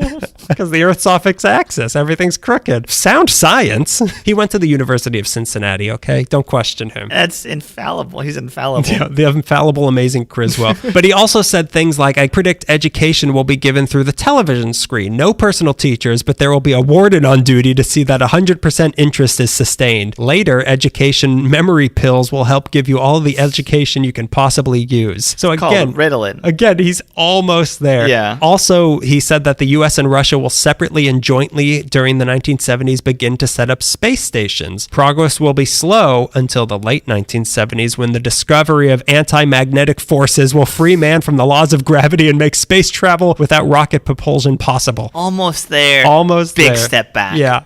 This show ran until 1961, and in that time he developed a nice level of fame for himself. People recognized him around town when he'd walk around wearing pancake makeup all the time. He was often in the Hollywood Christmas parade. He'd often hang out at the Brown Derby or at Bordner's in Hollywood, which is not far from his home at 6620 Selma Avenue. That's rare. Ed Wood goes there in Ed Wood. Oh, really? Yeah. I'm sure he was hanging out with Ed Wood there. So he referred to himself as a modern-day Nostradamus. He also made a lot of famous friends around town, like Mae West. Really? Who made him her personal psychic and would sell him her old cars for $5. You could decorate those and you can get a lot of publicity. You can get a lot, yeah, you can make predictions on that car, you know. I predict cars will be driving me. Welcome to Woodruff's Hollywood. She even recorded a song about him, Mae West did, called Criswell Predicts. You're kidding. Yeah. No, I'm not. All these people, everyone I covered made songs. His best prediction about her was that she'd be elected president and that she, him, and Liberace's brother would all take a rocket to the moon. Whoa, okay. Those are all things that could happen. It could. I mean, once they discover anti-gravity. Yeah, of course. He was also friends with Vampira. My love. But his most remembered friendship is that with Ed Wood. He agreed to be in Plan 9 from Outer Space as a favor, where he says the perfectly Criswell Ed Wood line at the beginning of future events such as these will affect us in the future. He was also in the Ed Wood movies Night of the Ghouls and Orgy of the Dead, where he was drunk. Yeah. But even though he is mostly a celebrity, his fame did bleed a little bit nationally. His news columns got picked up in 150 papers across the country, and Criswell Predicts was put on 85 TV stations. Whoa. He wrote a few books, Success Without Struggle, Criswell Predicts From Now to the Year 2000, Criswell Predicts Your Next 10 Years, and Criswell's Forbidden Predictions based on Nostradamus and the Tarot. In 1970, he released a record of his predictions called The Legendary Criswell Predicts Your Incredible Future. Greg Gonzalez. Yeah, I'm talking to you. It's like the E.T. ride. Greg Gonzalez. So one prediction off that record said, I predict men and women will wear exactly the same makeup, the same style of hairdress, and if required, the same type of wig. I was not allowed to say on television, radio, or have it appear in my column as the advertisers would clomp down on me and clomp very heavily. There's a tweet he wrote recently. Before Twitter, you had records. Do you see what he put out? That wax cylinder he put out? He's got to delete those. He's got to delete those vinyls. He can't be president. He's not going to host the Oscars with that vinyl. So he was also on some legitimate TV shows. He was on the Merv Griffin Show, the Mike Douglas Show, and both Jack Paar and Johnny Carson's Tonight Show. Here's where we get into his most accurate predictions. Okay. On the Paar Show on March 10th, 1963, he said, I predict that President Kennedy will not run for re-election in 1964 because of something that will happen to him in November 1963. Wow. That thing was his assassination on November 22nd, 1963. But isn't that like election time is November anyway? So you could be like, he's not going to be president anymore because he's being voted out. No. Don't take this away from him. That's a lot. That's weird. On Johnny Carson. Oh, his name's also Lee Harvey Oswald. We didn't say that about Criswell? Oh, yeah, I forgot to say that. But also, it was Lee Harvey Oswald's dog. He almost got it. Actually, he was the second shooter. Man's best shooter. On Johnny Carson's show on December 31st, 1965, he predicted Ronald Reagan, the actor, would be California's next governor. His third accurate prediction was that a leader of the Negro civil rights movement will be killed before October 1968. Martin Luther King Jr. was killed April 1968. Whoa. But really, those were flukes. He got specific flukes, but that's a fluke. Yeah. Let's get into just a list of my favorite of his predictions. He said that between February 11th and May 11th, 1983, all the women in St. Louis would lose their hair, causing chaos leading to divorces and an outbreak of violence towards hairdressers. Like, I feel like if he stopped at women lose their hair, there would have been like just enough of a weird thing to happen. But he's like, and then hairdressers, and then who's gonna sign off on the union strikes? But to even be so specific as to give the dates of when this is going to happen. Yeah. He predicted Kansas would become the most important state in the United States. He predicted South Dakota would be the first state to legalize prostitution and marijuana, and he said said that California Certainly act will like it. the South Dakotans have been living high and horny for too long. He also predicted that California will boom as no other state in our history has boomed. Angelyne wrote that for him. Boom. He predicted that in October 1969, a famous white actor will be exposed for running a Pizzagate-style slavery ring out of a basement in Beverly Hills. He said that in Chicago on January 10th, 1970, a revival of the old-fashioned dance marathon of the 1920s for contestants over 85 will be held, sponsored by a vitamin company testing their new product. That's so specific. That's so specific. He thought it was on point. He's desperately contacting all vitamin companies in Chicago. You got to sponsor this dance company. Here's what he said. The next movement will be the youth's rebellion through nudism, and this movement will begin in Rhode Island and spread throughout the land. I predict that perversion will flood the land beginning in 1970. I predict a series of homosexual cities, small, compact, carefully planned areas will soon be blatantly advertised and exist from coast to coast. These compact communities will put the olden Greeks and Romans to shame with their organized orgies. You will be able to find them near Boston, Des Moines, Columbus, Philadelphia, Washington, D.C., San Francisco, St. Louis, New Orleans, Dallas, and Miami. We just outed all those secret gay clubs that don't need to be secret anymore. Thanks, Criswell.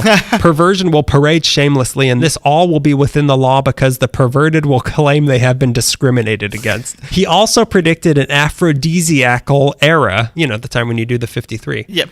Or the 63. The 53 is. Yeah, whoa, boy. Consult your doctor about the 53 if you think you're doing a 53. If your 53 goes to a 63. He predicted this era from May 1st, 1988 to March 30th, 1989, where the U.S. will be swept by the popular clouds of an aphrodisiacal fragrance. During this time, the sex... body spray. This is when Old Spice was invented. During this time, the sex urge will advance rapidly, and many men will flagrantly expose themselves in public.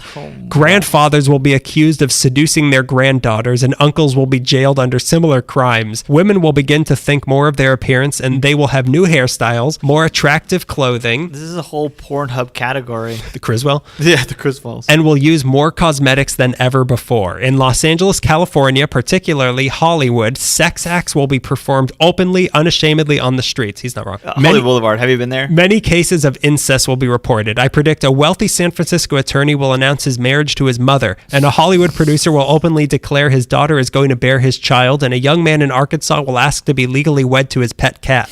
Man's best wife. Nah. He also said birth control would be in our water supply, and anyone who wanting to have a kid would have to apply for a pill from the government to become fertile. But a lot of his predictions... I wish I was fertile. A lot of his predictions focused on death. He said there'd be a graveyard built in Nevada in 1980 that could hold 60 million people. It's called Reno. He predicted Fidel Castro would be assassinated by a woman on August 9th, 1970. You look upon a woman. I can be assassinated by no hombre. No, senor. You look upon a senorita. A meteor would destroy... I wanted to stop you and I didn't know how. There's no stopping me. No man can stop me. Let's go through the whole thing again. A meteor would destroy London on October 18th, 1988. He said Denver would be destroyed on June 9th, 1989 by a force from outer space. He described how a carnival there would be destroyed. A penny arcade will become a dungeon of doom. No! A canopy of sounds better, though. A canopy of a merry-go-round will plunge down upon its most innocent riders. The citizenry of this Colorado city will find themselves enveloped in a jelly-like substance that was once brick, concrete, steel, and lumber. He said that from November 20... He's just describing the blob. He said that from November... Steve McQueen will be there. You mean Lightning McQueen from my Stars... My Stars and live Cars? act... Stars and Cars getting cars. He said that from November 28th to December 24th, 1980, an outburst of cannibalism will destroy the city of Pittsburgh, where a smile will be unknown. He said the helpless state of Vermont will be destroyed by a nuclear missile on February 11th, 1911. I like the idea of him having a giant map in his home of the U.S., and from each state there's a flag of doom. They're going to eat each other. This one's going to sex themselves to death. They're going to lose their hair. That's worse than death. He said the entire planet will be destroyed on August 18th, 1999 by a black rainbow that will take away all of our oxygen. He claims his predictions are 86% accurate, but I think that's 95% wrong. What he never saw coming was his career ending when people lost interest in psychics like him in the late 60s and his wife leaving him and selling his house without telling him. Didn't see that one coming. Nope. He spent the last few years of his life in an apartment in Burbank until he died of a heart attack on October 4th, 1982 at the age of 75. He was cremated and is now at the Valhalla Memorial Park. His plaque says, Criswell predicts. A lot of people see him as a fraud, but he insisted, I had the gift but lost it when I started taking money for it, which is a good encapsulation of what a local celebrity is. But if anyone wants me to lose whatever gifts I have, I'll gladly take money for it. Take my gift. I predict. Take my gift. Take my gift, please. So we're about a little over halfway through the episode. Time to mention Fork Spot again. It's break time. Go out, order some food to pick up. Use Fork Spot. Use the promo code Meekly. Get $15 off your first pickup. Do it. Take a break. And we're back. Hi. I'm ready for more celebrities. Okay. Local only. Locals please. only. That's what's spray painted on my skateboard. My skateboard. I'm going to take us even further back, way back. I don't know if anyone really has heard of this person other than historians, so I'm very happy to tell the story. First of all, this segment's called For the Love of God. I'm going to be talking about a man named William Monet, spelled M-O-N-E-Y.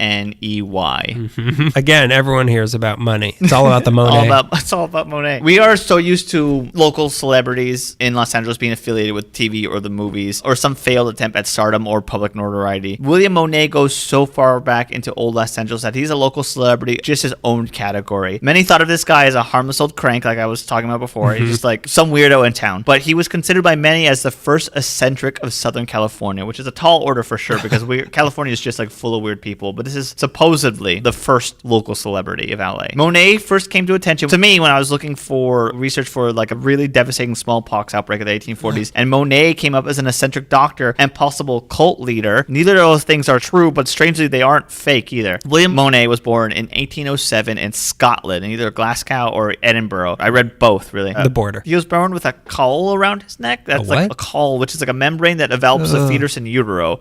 It's present. Greg, this isn't a medical podcast. Please. Show me pictures, please. Its presence was thought to indicate clairvoyance. I predict. No. He also had, according to him, the likeness of a rainbow in the right eye. Like David Bowie? Let's keep in mind, like I was saying before, when it comes to local celebrities, they make up their own legend. They write their own stories. No one is dying to hunt these people down to hear their stories. So they're writing their own heroic ballads and singing them for everyone to hear. His parents had honest enough jobs. His dad was a gardener. His dad was a con man. His dad was a con man. His mom was a crook. His dad was a gardener. His mom was a house servant. They regarded their son as having a great mystical power, which is like, ease up. When he was just 7, according to his own account, he began studying natural history, philosophy, law, medicine, and theology. At the age of 12, he liked dinosaurs. Okay, I get it. At the age of 12, he apprenticed for a paper manufacturer, and 5 years later, in 1824, Monet left Scotland and arrived in New York City. At the time, when he landed in the big city, it was very anti-Catholic. This was his first glimpse of America, and he thought, I like this. It's said that he may have been in service to a religious reformer, which is where he may have been influenced to push for religious reform. Get rid of Catholicism. Let's start a new thing. So he wasn't Catholic? No, he was some other thing. But he was Irish. Well, no, he's Scottish. Oh, okay. That makes they're heathens. He moved to Sonora, Mexico, where he helped build a paper factory. And Greg, I said these heathens.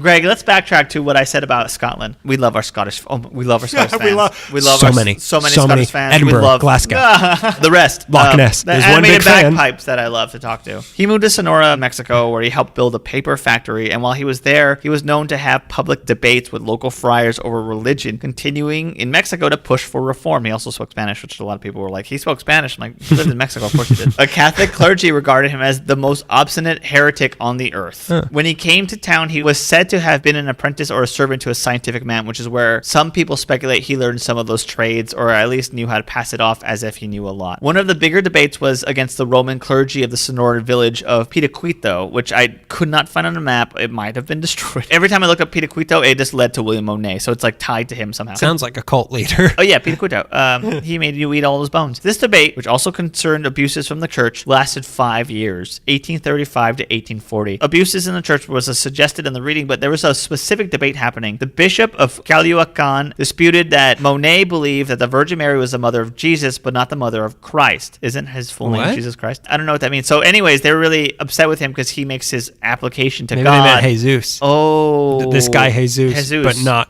Jesus Christ. And he's just hanging out here. He's just like helped put the wine in the thing. Put the wine in the coconut. And drink it all up because we're in a church and it's okay because it's Christ's blood. It's not wine, it's blood. It's not wine, it's blood. It's double gross. Ugh, is this blood? No, it's wine. Ugh. So William Monet was, he believed in God but paid no tribute to Virgin Mary, and this upset the Catholics a lot. They debated this for 5 years. The church had 7 disputants. They were known for their glib tongue and subtle imagination, which is something I read, but they're also known for their endurance. The church put up 7 disputants, so 7 people to argue against William Monet, and he outlasted everybody. Like, some people got sick, some people died, unnatural deaths. Killed them all. Coming back to Lord of the Rings. The 7 were sent out to dispute. And now they just roam the hillside screaming, dressed in all black. I can't be out-debated by any man. You debate with a woman. So he pretty much figuratively destroys these 7 disputants. Mm-hmm. He outmatches all of them. And he took this accomplishment to be a sign of not only his greatness, but now his duty. This is his duty. He was going to preach reform like never before because it was now his purpose on this planet. He proved to be, in his own eyes, though, anyways, triumphant. Of course he was. He won a long debate, but it really, like in the big spectrum, doesn't mean anything. And he was so elated and charged up with theological rhetoric that he announced that he'd be leaving Sonora for another Mexican village, a sleepy little pueblo town up north called Los Angeles. Oh, no. The year is 1840. The Mexican pueblo is 8 years from becoming an American pueblo. And with Monet, with his handsome, they kept calling this woman handsome. His handsome little wife, Isabel, he met in Mexico City. Handsome little wife. She's a very honest woman. She looks very humble. So it's him, his William, his wife, mule. There was mule behind them, and a sack of his belongings. He was said to have ridden into town theatrically, sporting a broad brim hat and sitting upon his mighty steed, which is probably the mule. When they arrived, A dying donkey. Please kill me. I used to be a horse. It'd be funny if when horses die, they become mules. As they get old, they As they become get- mules. Just like The Mule, starring Clint Eastwood. That's what he's about, right? He's an old man. He looks like a mule. He looks like a mule now. He used to be a young horse. He used to be a Mustang. He was a stud. He was a stud. Oh, boy. Speaking of cars, he could be a Mustang in my live-action Cars More like remake. the good, and the good. The good, and the yummy. When they arrived in town and he was asked what the purpose of his visit was, he said he has come to heal the sick and preach the gospel of the Reformed New Testament church. The area at the time had about 2,000 people, and they were happy to have a doctor in town. There was no doctor. Is there a doctor in the house? No. No, not just a doctor, a self-appointed bishop, which he was telling everybody. He claims to be a doctor. I read no thing about him studying medicine. There was no proof at all. He was just came into town like, I think I know medicine. I know how the human body works. In 1958, I'm kind of buried in Liebe. Well, in 1958, much later, entitled, 1958? yeah, 1958. He's a time traveler. 1858. I buried the lead. He's He's an immortal time traveler. He could never die. At some point in 1858, he published a book in Spanish titled The Treatise on the Mysteries of the Physical System and the Methods of Treating Diseases by Proper Remedies. I wonder what it's about. Clearly, he pontificated on these matters. Vague title. Yeah, he just was just this liar supreme who went to everybody and was like, I could do everything. I could be a bishop, but also I'm a doctor. He was not a doctor, but the town needed a doctor, so he said he was a doctor. There was also no Protestant church in Los Angeles, and white people needed that to gentrify the area because Protestant churches used to be the yoga, bakery, bike shop, bistro, record shops of their day. Monet didn't assign himself to just bishop or doctor. He was also saying, I know that I'm a bishop, and I know that I'm a doctor. I'm a bishop. I'm a doctor. But also, I'm here to just do odd jobs, just to get enough money to stay in town, just proper lodgings, you know? So the city council gave him the task of making repairs on the Plaza Church, which still stands today, for the sum of $126, which is $6 million today. Just kidding. That's a lot of Corvettes, which were horses back then. Nice pink Mustang. Nice pink horse. Oh, that's your joke. I saw what you did now. Nice pink horse. Oh, actually, the breed is a Mustang. The breed is a Chevy. I wonder when they asked him to repair the church, he was like, I have a repair for your church. Your God is false and your teachings are wrong. Hi, I'm Willie Monet. Here's the first thing I'm going to fix. And he snaps like a Jesus off of a cross. He kicks the Virgin Mary off a pedestal. There, it's praying, fixed. yeah. After one repair job, he was like, you know, I'm better than this, right? I beat the Roman clergy at a debate. I'm a better than this handyman crap. Hi, I'm Willie Monet. He took every given opportunity, apparently, to brag about his education in medicine, theology, astrology. His fake education. Yeah, meteorology, cartography, natural history, and economics. But the only school I see him attending was the School of Hard Knocks. It was becoming pretty clear pretty fast to the residents of Los Angeles that they had a fudging liar on their hands. And he soon became the butt of everyone's joke, which is the absolute root of the idea of a local celebrity. Yeah. Familiarity, If the ridicule, and odd adoration. Yeah, if the talk show based in that city at the time can make jokes about you. Yeah. You might be a local celebrity. The butt of a joke, but so far into that, they're like, but we can't live without that butt of a joke. He was deserving of all's ridicule because he went by many different titles around town. Dr. Monet was one, Bishop Monet, Professor Monet. He claimed Claude Monet. and Monet. He claimed that he was an economic theorist, Monet. But of all of these claims, there was nothing more cuckoo banana pants than his idea of the ocean. Go on. I got some ideas of the ocean. This comes much later, but if we're talking about him being eccentric, he submitted an official record to the city, a weird map called The Discovery of the Ocean. According There's this thing out there. I found it. I thought it was a lake. It goes on for a long time. All these monsters inside. According to him, a regular smart man, the North Pole at the top sucks in the waters of the whirling ocean. Now, the North Pole confuses a lot of people. Yeah. It confuses a lot of people that work on this podcast. A lot of people are confused by the North Pole because they think it's also the South Pole because they think that the globe is a flat circle. Is a flat circle. So the North Pole at the top sucks. That's what Greg thinks, by the way. I was really hoping they thought it was you. Just to be clear, it is not me.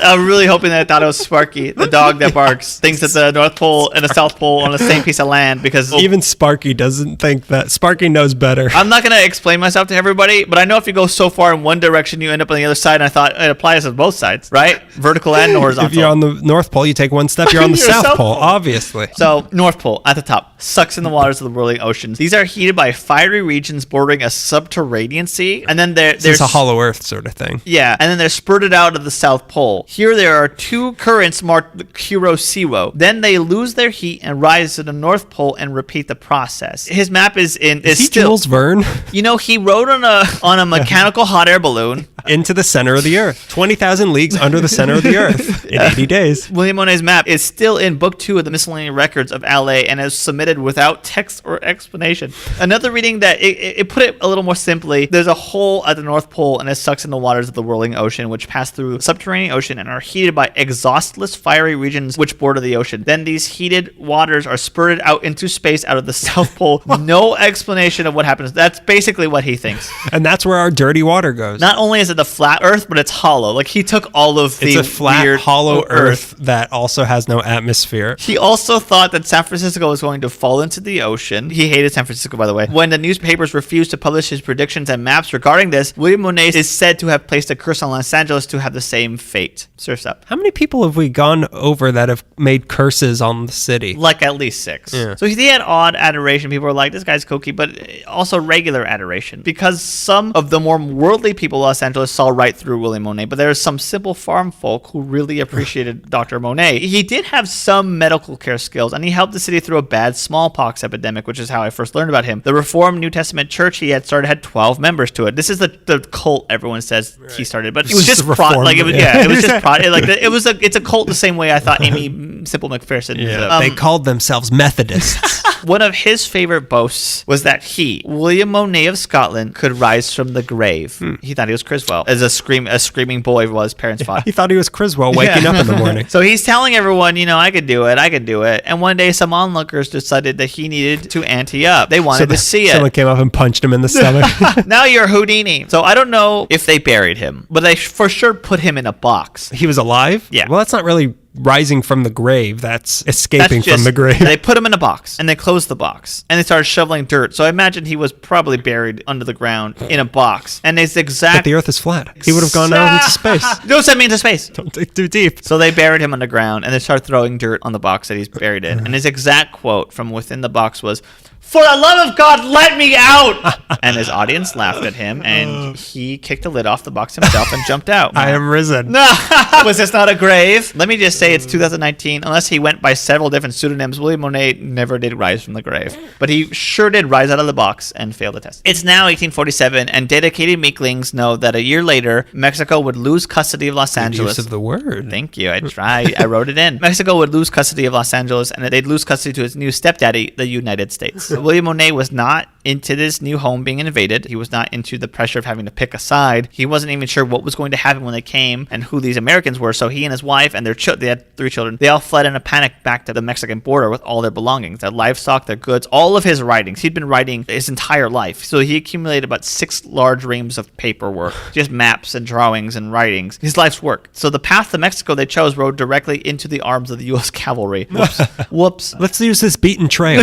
What are all these weird flags with like 30 13 stripes. A diary exists from the Dragoon medic, and they found an entry which described Monet as an old fellow with all his family and horses fleeing from the country to Sonora. So, like, it's funny. The Dragoon, which was led by General Stephen Kearny, he's a famous person who invaded Los Angeles, they forcibly took the Monets back to Los Angeles, which is so funny because he fled Los Angeles, California of Mexico and ended up at Los Angeles, California of the United States. But being forcibly returned to LA, it was thought that General Kearny may have thought that the 6 reams that Monet was carrying were documents to Mexican authorities. So fearing that the enemy might get an upper hand, he destroyed 26 years of labor for Monet, his life's work, drawings and maps. He just destroyed them. At this point, he began writing. All nonsense anyway. It was probably, and under the earth, there's lizard people. And there was. So you're going to tell Mexico about our lizard people. Oh, no. At this point, Monet began writing editorials about the matter to Los Angeles Star, which we covered a little bit in the last episode of early newspaper. He also headed to Washington to sue the federal government for $250,000 over the loss of his life's work. Did not get the money, but I'll tell you what he did get: divorced. When he returned to Los Angeles a few years later, We'll counter your offer. How about you're single now? Interesting. Go on. So it's a few years later he comes back from Washington back to Los Angeles. His wife Isabel had married a Frenchman named Pierre Pedro Abarta, and they had a child together. And that's why you don't fight the government. So this is a side story. His wife separates from him. She goes on. She marries this French guy Abarta. They have 6 children, including a daughter named Lastania. Lastania has an incident that deserves its own segment on a future episode, but we'll just sum it up real quick. In 1881, Lastania shot her seducer Chico Forrester in the streets in front of witnesses. Forrester, by the way, was the son of John Forrester, SoCal's richest land baron and a former LA County supervisor. They took the case to trial, and her defense attorneys presented 12 male jurors with forensic evidence and expert scientific testimony that their client should be acquitted by the reason of menstrual madness.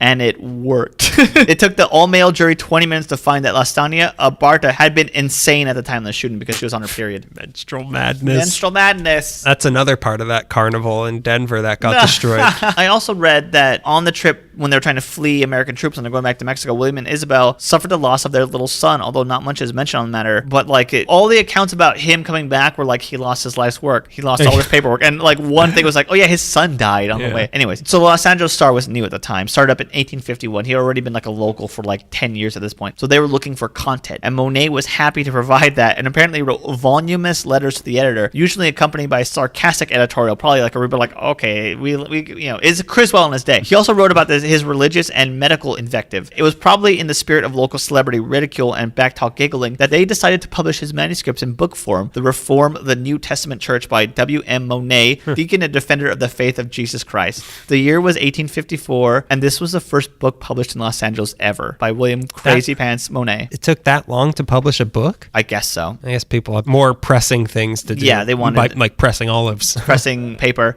cleaning caca out of the river. The preface, which is autobiographical, has a line in it that most people concentrate on. By a singular circumstance, I was born with 4 teeth and the likeness of a rainbow in my right eye, which 4 teeth was like not included before. Being born with any teeth is weird, isn't it? You don't get your teeth right away. Teeth, no. You have to save a guy from suicide to get your teeth. Every time a bell rings, a baby gets its teeth. Full grin. The book, of course, was panned and denounced, and he went on a series of retaliative attacks against his naysayers, which was the Catholic Church, a Mormon patriarch, and all of the denominations in general. He went back to the Star to have his 300-page religious manuscript printed, but they gave him a hard no. He was able to set up a monthly issue periodical thing called the Christian Church, published through the El Clamor Publico, which was the Spanish press. Only one issue came out. In 1857, Monet moved to the San Gabriel area and started building an adobe house with a double entrance gate and inscriptions in Greek and Latin and Hebrew. It was a weird octagonal little thing. Every time people talk about his place, they're like, it's kind of weird shape. Monet was called it the Monetan Institute. His neighbors call it Monet's Castle. It was off of Mission Drive near Las Tunas Drive. I can't get specifics, probably because there weren't like roads at the time. Like it was just like in the middle of 2 Taco Bells or something. Follow that tree. Yeah, exactly. It's about that big rock that we can't move. The 2 Taco Bells in this guy. In 1863, another devastating smallpox outbreak was sweeping across the Southland. Black Maria is coming. During that outbreak, Monet used his medical care know-how to treat residents, although because he was not licensed and was an armchair doctor, no one really took him seriously. He had this claim that like, I've treated 5,000 people and only 4 of them died. I mean survived. In 1880, he was interviewed by historian H.H. Bancroft, which is a guy where so much California history comes from. According to Bancroft, Monet tried to use his opportunity to be interviewed by his historian to sell a manuscript for $1,000, and Bancroft was like, no. In so many words. Always hustling. Yeah. In the name of God. Hustling in the name of God. live for the love of God. His castle, which is a cluttered oval-shaped house, sometimes used as a public school and later was the headquarters of the Monet Society, always add something, which was a group of Mexican and native Californians who banded together for social and benevolent purposes, like a gentleman's club. Oh, boy. Ooh, yummy, yummy. Ooh, God. Oh, my goodness, I got a 63. I gotta brush my 4 teeth. Let me polish my rainbow. Monet died in 1881 alone. My 14. He was all alone, as it was put by Cecilia Rasmussen. I always say your name wrong. I'm sorry. He died with the image of the Holy Virgin above his head, an articulated skeleton at his feet, and a well-worn copy of a Greek classic within the reach of his hand. After his death... Wait, what? Why did he have a skeleton at his feet, and why was the Virgin Mary, who he hated, above him? Because he's weird. I don't get anything this guy He was in does. Criswell's room. Criswell suite. After his death, his books and papers were lost. The Huntington Library might be the only institution to have the lasting copy of his 22-page book, the first book ever published in Los Angeles. At the bottom of the title page of his book, first published book in LA, it reads, "When you see this, remember me, W.M." That's William Monet. Interesting. It's kind of like Breaking Bad. It's like Breaking Bad. Well, you haven't seen that far. No, it's Breaking Bad. Let's get to our last celebrity now. Yeah. We're coming to the current day. I mean, Angelyne was current day, so Yeah. is Woodruff a little Woodruff. bit. Now, this is somebody who I've always been interested in because I've seen him around town so much. I had no idea there was so much information out there about him, that other people are also obsessed with him. It's about a guy who shares a passion for my two favorite things, dirty puppets and asking people for money and free food. I'm speaking of David Liebe Hart, or you might better know him as the guy who sits outside the Hollywood Bowl or the Music Center or the La Brea Tar Pits or on public access TV or on Tim and Eric holding a dirty old puppet and singing a song with a fist over his mouth as if the puppet's singing, but he's not even really trying to make it look like he's throwing his voice, so I don't even know what he's doing. It's just... He's just singing with a puppet in his hand. Or as I have always known him, the singing dog guy. That's so... I want you to tell the story so bad. A ventriloquist. That's it. David was born in Park Forest, Chicago, sometime in 1954, and here begins the first of many questionable claims he's made over the years. He claims he's related to the Wright brothers, Jesus. and he grew up wanting to play Opie's brother in the Andy Griffith Show.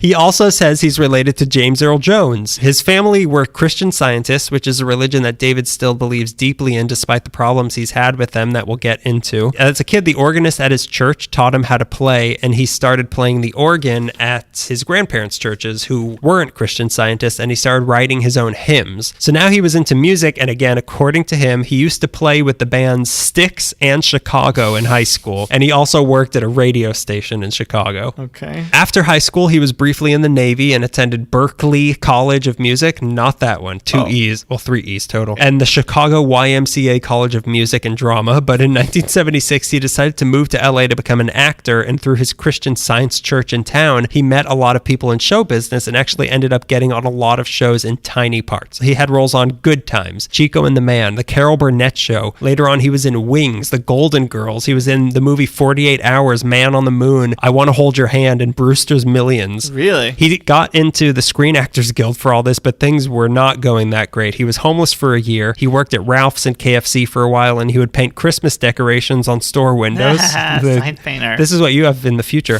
I would love to be on Wings. Go ahead. He managed to become a long-term resident at the Dixboro Apartments on Beverly, right by the Karma Lounge. Really? Yeah, Funny. that apartment building that we walked by, and I think this place looks really cool, but also really sad. Yeah. He took acting and music classes at LA City College and Valley College. One time he says he won a station wagon on The Price is Right, but his sister crashed it on the drive home. He's told a lot of stories that if they're true, he's the LA Forrest Gump. He says he once rode in a limo with Frank Sinatra to go see Sammy Davis Jr. at the Hollywood Bowl. The craziest of these stories is that he says he used to do stand-up when he was younger, and that he was friends with Robin Williams since they were both Christian Scientists. Yeah. Then one day, Vivian Vance, Ethel? Ethel Mertz, told the two of them to become a double act. So they started to perform as a comedy duo at the Comedy Store in the late 70s. Robin Williams and David Liebe Hart.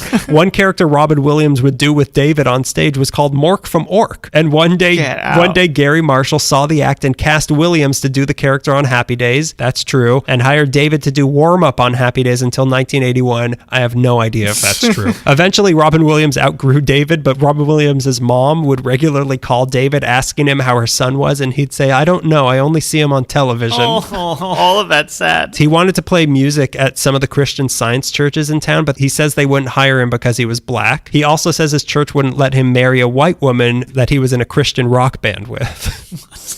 Which one's... Okay, go ahead. No, it's the band. It's just the band. That's it. It's not because you're black and she's white. It's just the band. He had been married once before, but she cheated on him, so they got divorced. He also tried to write hymns for his church, but they wouldn't accept them because they wanted traditional, conservative, Republican classical music. I missed all those words. Did that spell white? Is that an acronym? WHITE music. Despite all this, like I said, he's still very dedicated to Christian Science because I strongly believe in their philosophy, even if they don't want me and they just want Val Kilmer. Isn't that all of our lives? I don't Aren't we care if always you- playing second fiddle to Val Kilmer? So as a source of income, David took to street performing, but he had a very specific act. Like I said, he'll sit there holding a very dirty looking puppet and sing never-ending rhymeless songs with his fist over his mouth. Like, oh my God. That's what, I'm not making fun of him. I That's know what- you're not that's what making it fun sounds of like. him. He has puppets like Doug the dog, Rangy the rabbit, Jason the cat, and a ventriloquist dummy named Chip the black boy, who he considers to be his son. Chip one time got kidnapped and disappeared for years, but was eventually found hanging from the ceiling of a restaurant across the street from Warner Brothers, and someone bought it and brought it back to David.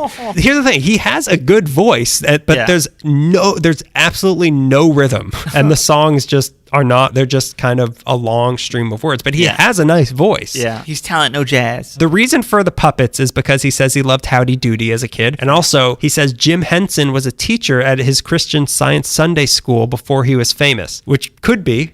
He was Christian Science. And after he died, he said Jim Henson's ghost visited David and told him, I want you to teach kids about Christian Science and I want you to do it on public access. When you're a ghost, you only get one phone call, and that was his phone call? He got the message across.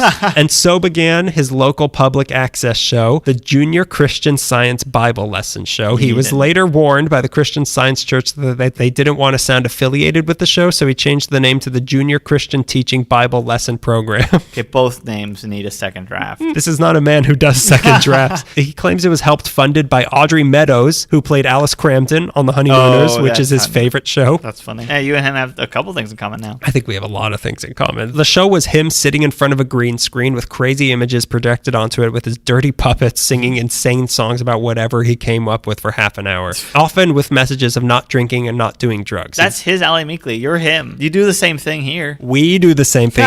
You're the puppet. You're Rangy the rabbit. I'm the dirty puppet. I'm your puppet. Clean me. It was filmed in a studio in Inglewood starting in 1988, and he did over 12,000 shows over the next 20 years. Serious? That's what we have to look forward to. We get to go to Inglewood. He did this before Arnold Schwarzenegger, the guy who beat out Angelyne for governor. He signed a bill to defund public access TV in 2006. So by 2008, the show was over. That's why there's not too many public access shows anymore. But one door doesn't close in David's face without a window opening for him to fall through. Tim Heidecker and Eric Warheim were fans of his public access show. And then when they got the Tim and Eric show on Adult Swim, they brought David on to sing a few songs on a few shows between 2007 and 2010. His very first song on there was called Salome, which brings us to a crucial point in the personality of David Liebe Hart, his unshakable belief in aliens. Oh boy. Salome is the word a group of aliens called the Carinians used to say hello and goodbye. Originally, the song was completely in Carinian, but Tim and Eric said no.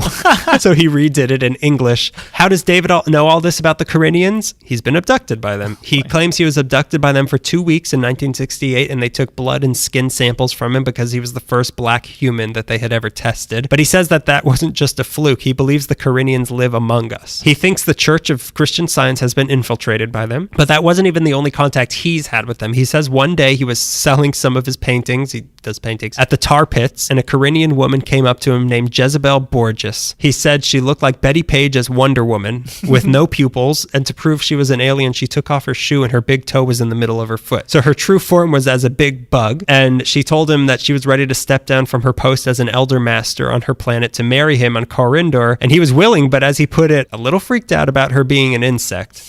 He's getting cold feet. How do we raise our kids? However, this was another marriage that wasn't allowed because after she left, he said the other Carinians were jealous, and he started getting threatening phone calls from Carinians saying that they didn't want an interracial marriage between a Carinian and an African-American human. He also got proposition for marriage by another Carinian on the Santa Monica Pier named Markama, who kept in touch with him via email. Unfortunately, this also didn't work out. She promised to marry and spend time with me. Then her ex-husband called me and said, that's not going to happen.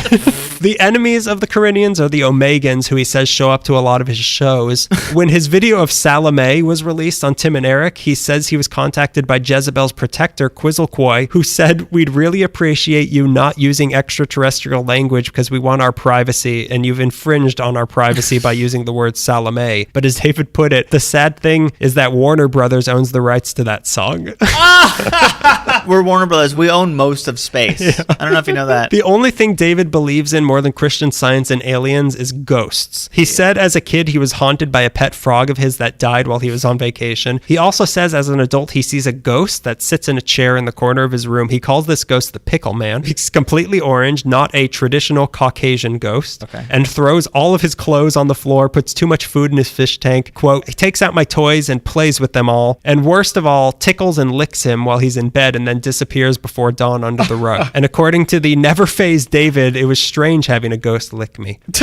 Because of his success on Tim and Eric, he's been able to grow a pretty respectable fan base among the young drug-using demographic that show is geared to. Okay, settle down. He's that drug, these freaks, these sinners. Where's David Monet or whatever his name? Eddie Monet. He's done a lot of concert tours, a few with Tim and Eric themselves. He's starting a new tour this month. The episode's coming out. His band is the David Liebe Hart Band and has in the past been referred to as punk, but currently he's more electro-pop, singing songs like No Sex Since 94 and I Caught My Pecker in My Zipper.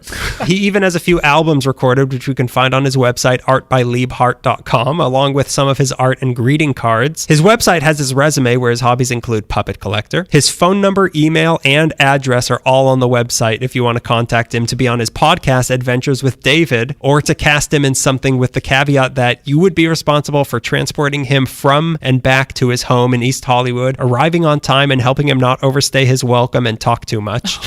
Now the big question with David, is he mentally sound? And I don't know. Yeah. I'm not sure. And that I think he is definitely high functioning, and he has a pretty big awareness of what he is and what he does and what people think of him. But at the same time, he truly thinks he's going to marry an alien. Yeah. He knows crazy, though, when he sees it. Like, he was asked about maybe skip out on Christian Science. Why not join Scientology? And he immediately responded, Scientology is not a religion, it's a cult. Well, okay. So he's he doesn't know karate, but he knows crazy, is what you're saying. That's the tricky thing about him being on Tim and Eric and all that, is it's never really clear whether people are enjoying him for him or if it's all ironic and they're just making fun of him. He was once on a pre-taped thing on The Daily Show and it was just making fun of him. Okay. So, but at the same time, is he Andy Kaufman or is he David? It's really hard to tell. One guy studied his music from the public access show and then his music on Tim and Eric, and he found that when he got to Tim and Eric, his music style shifted to be purposely bad. Okay. So he knows what he's doing. Yeah. But at the end of the day, he's David, and he has his troubles. He has a home, but he's always playing on the street asking for money. He rides the bus. He's always asking for rides and sandwiches. His family's abandoned him, and if you noticed, all his stories end with something bad happening to him.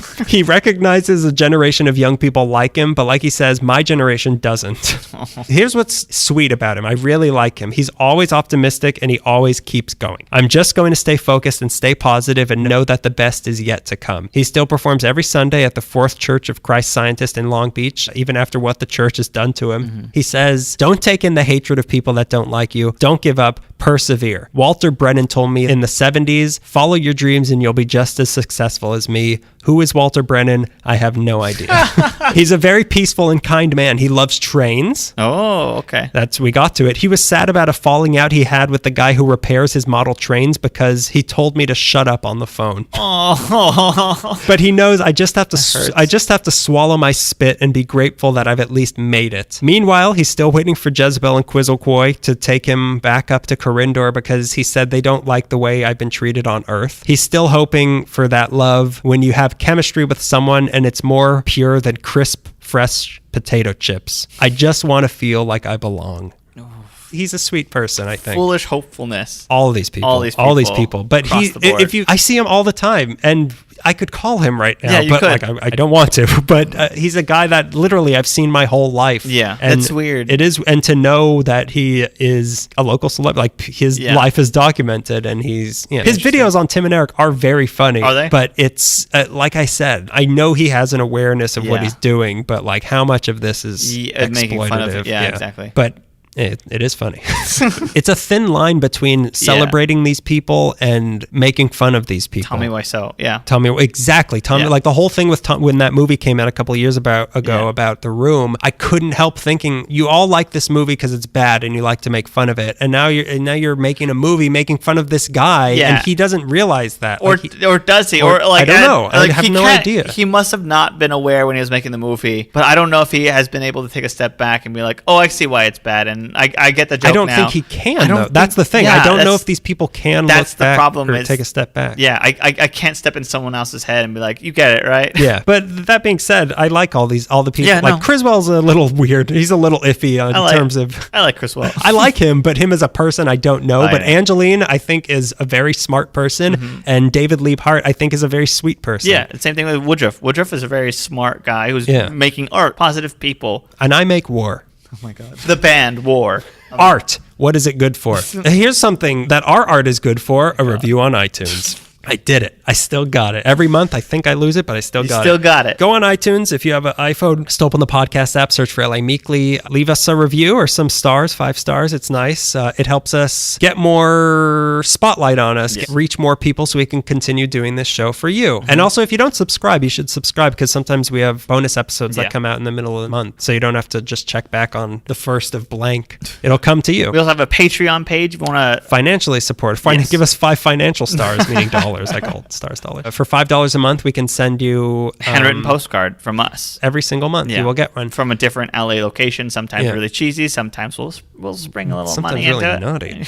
And we're coming out with some new merchandise. Yes, I know we keep saying that. We should probably stop saying that. Yeah, but it's going to happen. Because we're not going to come out with it, so we should probably stop saying it. We've been lying over and over again. I might need to stop saying that. We have a YouTube channel. If you don't like listening, I don't know how you're listening to this now, but if you don't like listening on iTunes or Stitcher or anything, go to the YouTube. There's you can watch that way. There's also some videos of our live shows and some commercials we've done and things like that. And we'll have the making of video that we were talking about. That'll be on YouTube. And just to announce a show that we're both going to be on, we're going to be on a stand-up show called Townies on April 6th. That's Saturday, first Saturday of April at Skiptown Playhouse, which is it's Kevin Anderson, who's a very funny comedian from Bleak and Review. It's his show. We're going to be on it. Daniel so if you want to see us, we'd like to see some Meeklings out there. Some comedy. Oh my God. I'm stretching my comedy muscles right now. Punchline.